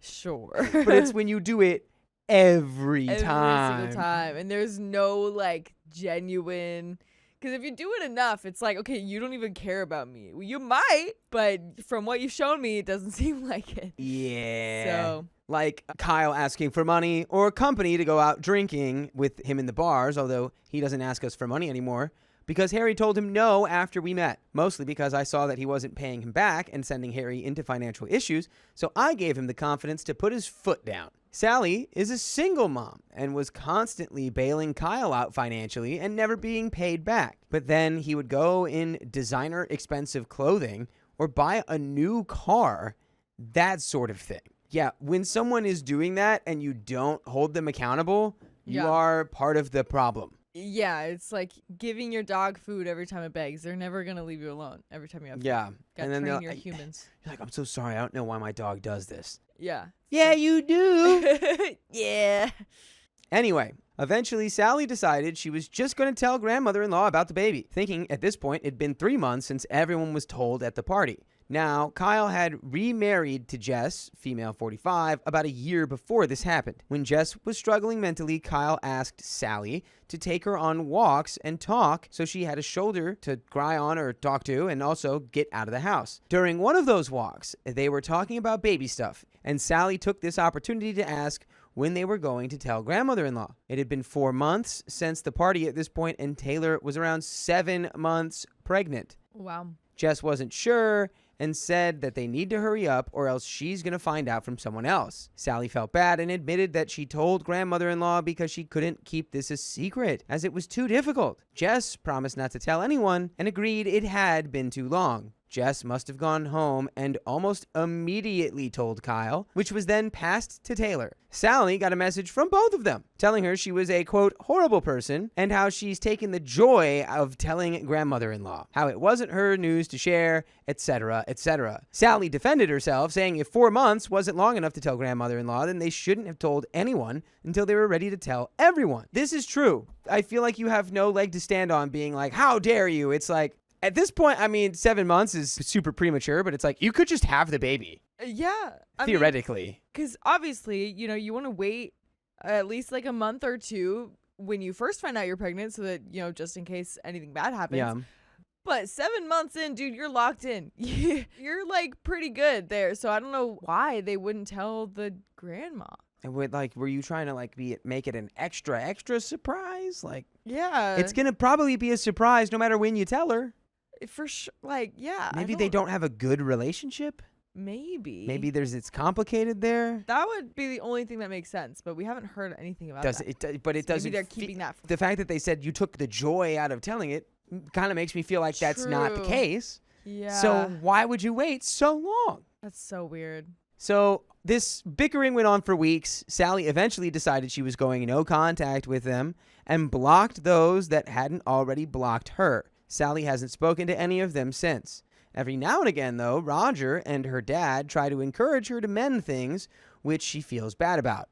She had tried reaching out a few times, wishing Kyle a happy birthday, reaching out when Jake broke his arm, etc., always getting one-word responses. Kyle didn't wish Sally or her daughter a happy birthday, didn't reach out when her daughter had a suspected appendicitis and was in the hospital, or when Sally had to have security cameras installed due to a neighbor from situation. Even worse, Kyle hasn't spoken or even seen grandmother-in-law since before Taylor got pregnant. She had a milestone 90th birthday last year and received nothing from Kyle or his kids. The only one who has reached out is Haley, but she asked to come see grandmother-in-law, but could grandmother-in-law ask Sally to stay away while she visited as she didn't want to cross paths with her? Grandmother-in-law told her no, that if she wanted to come, she would have to know that she's not playing those games and she would either make it work or not come. Yeah, 90-year-old grandma doesn't have time for your BS. Yeah, like, what is that? Asking your grandma, it's like, oh, can you tell her this? Because I don't want to. Can you make sure tell her yourself. Yeah. Can you make sure I don't see Sally so that I don't have to deal with, the situation? She's like, you mean Sally who's always here helping me? No. Nuh-uh. You're probably going to have to see her. Nuh-uh. She's like, I'm old enough to be a great grandma. Yeah. I am not dealing with this crap, man. A great grandma. A great grandma? Great grandma. What? I thought it was just great. Right? Because it's their grandmother. Like grandmother-in-law of OP. Yeah. She's too old to be dealing with this high school crap, dude. Yeah, and she's too old to be having to wait 7 months to know about the pregnancy. Yeah. She should be the first person who gets told. That's so exciting. Yeah. Not a lot of people can be great-great-grandmas. Age before beauty. Tell her while you still can, dude. Truly. So after all that, she's chosen not to come. Christmas, birthdays, even just general visits on Sundays have not been attended by them, which is where I have my problem. Grandmother-in-law did nothing wrong, so why is she being punished? One Father's Day, we went to eat for a Father's Day meal with me, Harry, and my father-in-law, Sally, and her daughter, and Kyle was invited. However, Kyle was not told that Sally would be there. Harry was getting us a drink at the bar when Kyle arrived. Harry was a bit shocked, as we knew Sally would be coming and assumed Kyle wouldn't be there. Just to clarify, Sally had no problem attending events that Kyle was attending, as she would just keep away or at least be polite to him. However, where possible, Kyle would either not attend or make sure he was in a completely separate room from her at all times. Harry was a bit off with him, not sure whether he should let him know that Sally was coming. Deciding that he should be warned to avoid drama, he told him. He stormed off, ignoring me, straight to his dad and said, "You didn't tell me Sally was coming. I'm off then," and left before Sally arrived. Boo, you're a little baby boy. Now, Harry is annoyed because Kyle blatantly ignored me and avoided me when he left, probably because of my close relationship with Sally, and had annoyed his dad for this childish behavior. Now he's telling Roger that he didn't leave because of Sally, but because Harry was, quote, being weird with him, and it's my fault because I was clearly taking Sally's side in all this and poisoning Harry against his brother, and that he didn't ignore me at all, and I just made that up. So, just for some outside perspectives, are we the a-holes for being annoyed about being blamed for my brother-in-law's childish behavior? And there are some comments. Yes. Just kidding. I was like, oh, wow. Yeah, Hot no, take. that'd be crazy. Yeah. Of course you're not the a-holes for being annoyed about this. No, I'm annoyed. I don't even know you guys. Yeah, it's just an annoying thing. It's like we're in our late 40s. Yeah, Kyle's almost 50. It's like you need to learn how to have a conversation literally. with your sister. Literally. And by the way, they were a-holes Yeah. for not telling their 90-year-old grandmother, Yeah. hey, my daughter's pregnant. Or, hey, great-grandma, I'm having a baby. I just don't understand why it's such a big issue. Like, why this whole thing is surrounded by that. Like, it's surrounded that issue. And it's such a silly issue to begin with. Yes. Like, what? Oh, I just don't want to tell her yet. Oh, but okay, fine, then I'm going to tell her because you're 7 months pregnant. But, oh my gosh, you took away all the joy. It's Yeah. like, what were you going to? Makes no sense. You didn't want to do it. It makes no sense. Comments. So weird to not tell the rest of the family about the baby. Was it illegitimate and they feared judgment? Okay, so OP says she wasn't married, but the baby daddy was her boyfriend. No one in the family is religious and would not have judged her at all. She knows that no one is religious, and my husband makes it well known he is an atheist. A reply to that says, I wonder if her dad was poisoning the well, telling her not to tell people for financial reasons, like the possibility of your grandmother-in-law changing her will to include a new grandchild and making his take less. That is the only way this makes sense. And that is the end of that story. My family is ruining my wedding experience. Now they don't get to attend. That's right. Get out of there. I got engaged in November 2024. We planned our wedding for November 2025. Ooh. coming Nice. up. Nice. So it was pretty quick. I'm 31, female, and my fiance is 35, male. I have 3 children that are not his biological children and have 6 sisters. Most of my life, I have been the black sheep of the family. I don't talk to my family every day, mainly because it's exhausting, a lot of drama, and always BS, and I choose my mental peace over that life. By the way, this comes from prestigious car 6688 on the r/Charlotte Dobre YouTube subreddit. And if you want to submit your own stories, go to the r/OKStorytime subreddit. So, I knew I wanted my friends in the wedding because they are my support system and always there for me.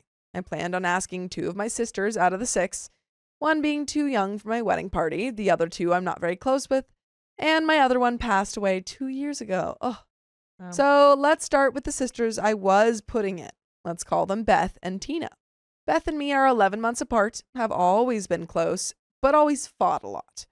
I tell Beth who I plan on asking, and she's quick to say, I need to ask all of my sisters, and guilt trips me into it. Beth also, before I asked anyone, went and asked all of my friends if she was the maid of honor, which made me think I had to make her one or she would throw her usual temper tantrum that she throws when she doesn't get her way.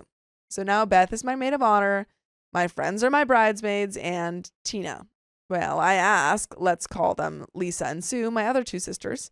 Sue says yes, of course. Then we come to Lisa, and her response was, who's all in it? So I tell her, and she never replies again. That's crazy. Is this the younger one, maybe?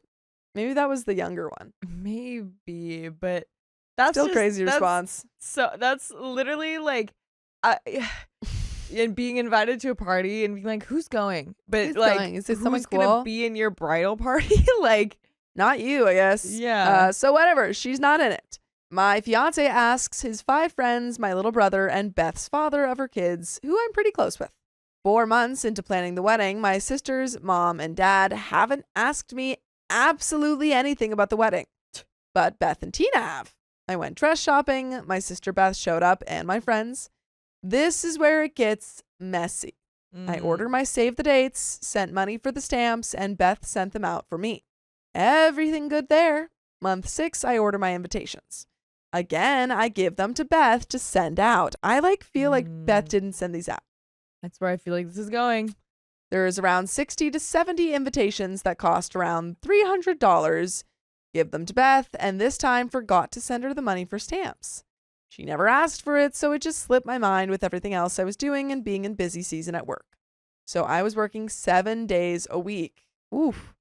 A few days later, I stopped at her house, and the invitations are still there. So I asked when she was mailing. She said tomorrow. A week passes, and I noticed no one got the invitations, so I asked if she mailed them.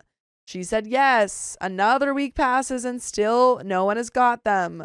So I asked where she took them to mail them, and she said she dropped them in a blue mailbox and said not to worry. Don't order new ones. They'll come. A week later, still nothing. The post office is about 5 minutes from Beth's house. She never took the time to stop there or anything, so I made time and went, and they didn't have any information because they were dropped in the box. Beth's solution was to text me, put your phone on video and stick your phone in the box and see if you see them, and would text me every few days. LOL, I can't believe no one got them. I don't think they had any or I don't think they had any stamps on them. Oh my I think she sent them without stamps. Oh my gosh. You fool. You absolute fool. That definitely could have happened. Yeah, it's been a month at this point, so I reorder them, get them, and send them. Everyone gets them in 2 days. 2 days. And also, OP 2 spent days. $300. Yeah. So now we're at $600. Yeah. Beth asked me if she could have a +1 because she wanted a friend to come. This wedding is about $200 per person and around 100 people that are her family, so it didn't make sense to me, but I said okay. My bridesmaids and I went out for a night out, and Beth was drinking, telling the whole bar she's gifting me $500 towards my wedding dress. I got one, and after alterations, I didn't love it, so I got a second. Oh, wow. But she then never brought it up again or gave it. That's completely fine because I never put that in with my budgeting. The point is, why say it? Yeah. The bridesmaids wanted to get together 3 months before the wedding to discuss everything and go over everything because we haven't talked about the wedding much, and it was getting close. The day before our meetup at my house, I dropped all of my centerpieces and all of the glass vases broke. Oh, man. So I asked Beth if she could get me new vases. They were only like $50. I asked her because I had to work before they were coming over and only got off an hour before they were coming. She said, yeah, no problem. Girl, I don't believe this girl is going to do anything. I don't believe it 1 second. After the stamp fiasco, I'd just ask someone else. Oh, yeah. Oh, yeah. I just get off work. She texts me she's bringing someone, and I say, who? She says the name of her harmful ex-boyfriend. Oh. And I respond, absolutely not. She then calls all of the other bridesmaids and says, why are we even doing this? It's stupid. I'm about to not come. She had the nerve to tell me he couldn't come. Yeah.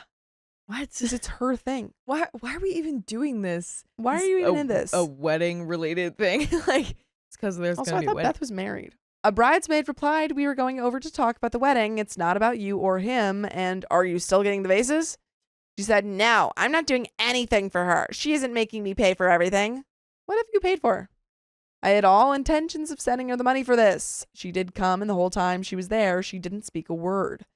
The next day, the guys are supposed to go to their tux fitting, and Beth texts me the father of her children doesn't have the money for the suit. I say, okay, what does that mean? He's not going? And she replies, I don't know. I then say, why don't you give him the 180 out of the 500 you said you were gifting me? There Her you go. reply is, he didn't even know he was in the wedding. There's no way he didn't know he was in the wedding. He's in the bridal party. Yeah. We talked about it multiple times, and he was invited to all bridal party activities, confirmed he was coming, was going to the tux fitting. She mentioned she talked to him multiple times about the wedding, so none of it made sense to me. I text him, and he says he expressed to Beth it made him uncomfortable because he's socially awkward and antisocial, and he can't see himself walking down an aisle months ago, and she was supposed to talk to me. What? That's crazy, dude. What? That's crazy. That's also, you suck, dude. Yeah. I like, if you're socially anxious, why'd you agree? Well, I guess maybe because he's socially anxious, he didn't know to turn it down. He didn't want to He's like, confront. ooh. Yeah. So we are now 3 months away from my wedding, one guy down, and the lineup being messed up. Well, I know a girl that you can knock out of I the know a wedding party. perfect person that you could take out of the bridesmaids. After all of this happened, me and 3 bridesmaids, including Sue, were on FaceTime discussing what to do. My fiance added my cousin's husband, who we are good friends with, and my cousin is a bridesmaid as well. We paid for his suit since it was so last minute to throw him in. Let's get to Sue. When I asked her, she said yes, but the first 5 months of planning, I'd text her about bridesmaid dress shopping, wedding dress shopping, the wedding, and she never once replied, would leave anything about the wedding on red, but text me about different things outside of the wedding. In the bridal group chat, she never once replied. When it came down to everyone getting together to discuss the wedding, she kept saying on her way and then never showed up. And when I asked why, she replied, I'm not dealing with all those people. At this point, I was frustrated and told her she didn't need to be in my wedding then. We went a month without talking. Then we made up, and I explained why I led up to punting her out, and if she promised to be more involved, she could be in the wedding if she wanted to be. And she said she wanted to be. We had a nice talk, and both were understanding and on the same page.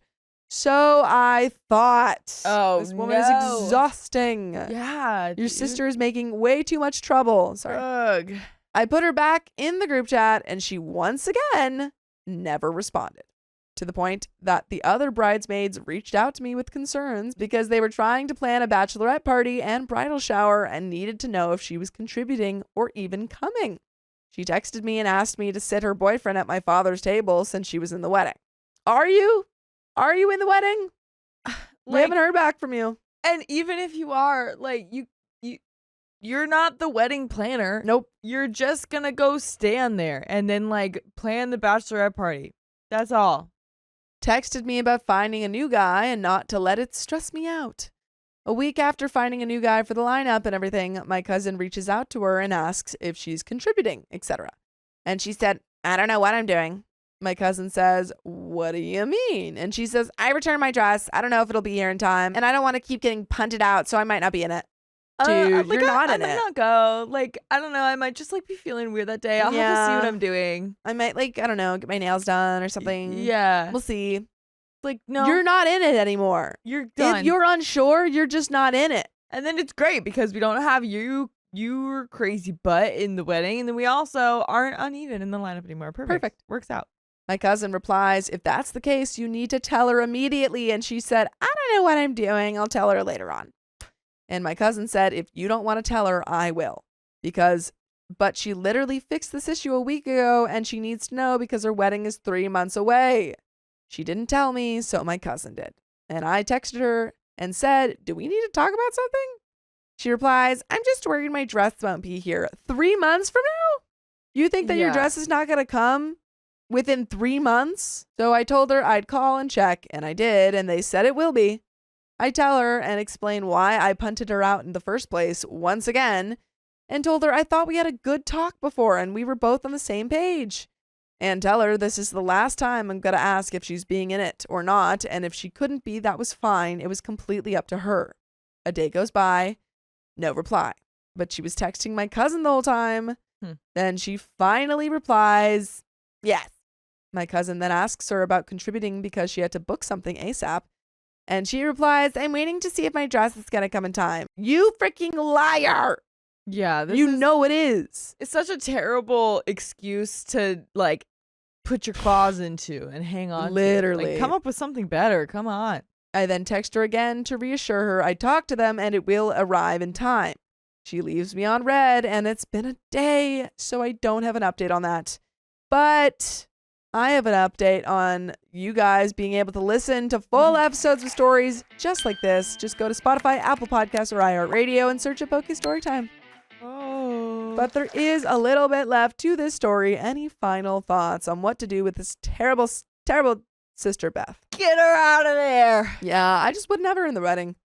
Yeah. If she's this back and forth, I'd be like, girl, I'm sorry. You're just not reliable. I mean, it started off bad when she was like, okay, well, so that I avoid her tantrum, I'm going to make her my maid of honor. But she's not even doing any of the maid of honor stuff. No. Not unless you have to like hold her hand through it. And then even like planning the bachelor party, everyone else is doing that. And she's not even responding. Like, she's not there. She's not there. She's not there. She's like, she can come to the wedding, sure, but she's just not reliable for this. Like, you have a little bit of responsibility for the bridesmaids. Like, and she can't meet that. Come so on. Bye. You're out of the wedding. Sucks to suck. Yeah. But there is a little bit left.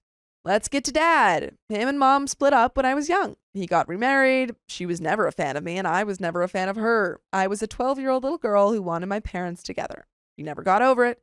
So now, for the last 10 years, Dad hasn't invited me to any holiday get-together, but invites all of my other sisters. Hasn't come to any of my children's birthday parties, but makes it to my niece and nephew's parties. Yikes. Hasn't really been involved in my life at all. So I chose to have my 13-year-old son walk me down the aisle. Aw, that's really cute. I love that. Beth and Sue keep pushing to allow him to walk me down the aisle and how it will hurt him. Beth needs to shut up.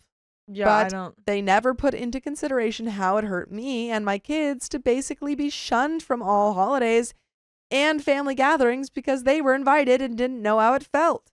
He then starts texting me, "Am I walking you down the aisle?" Nothing more, nothing less.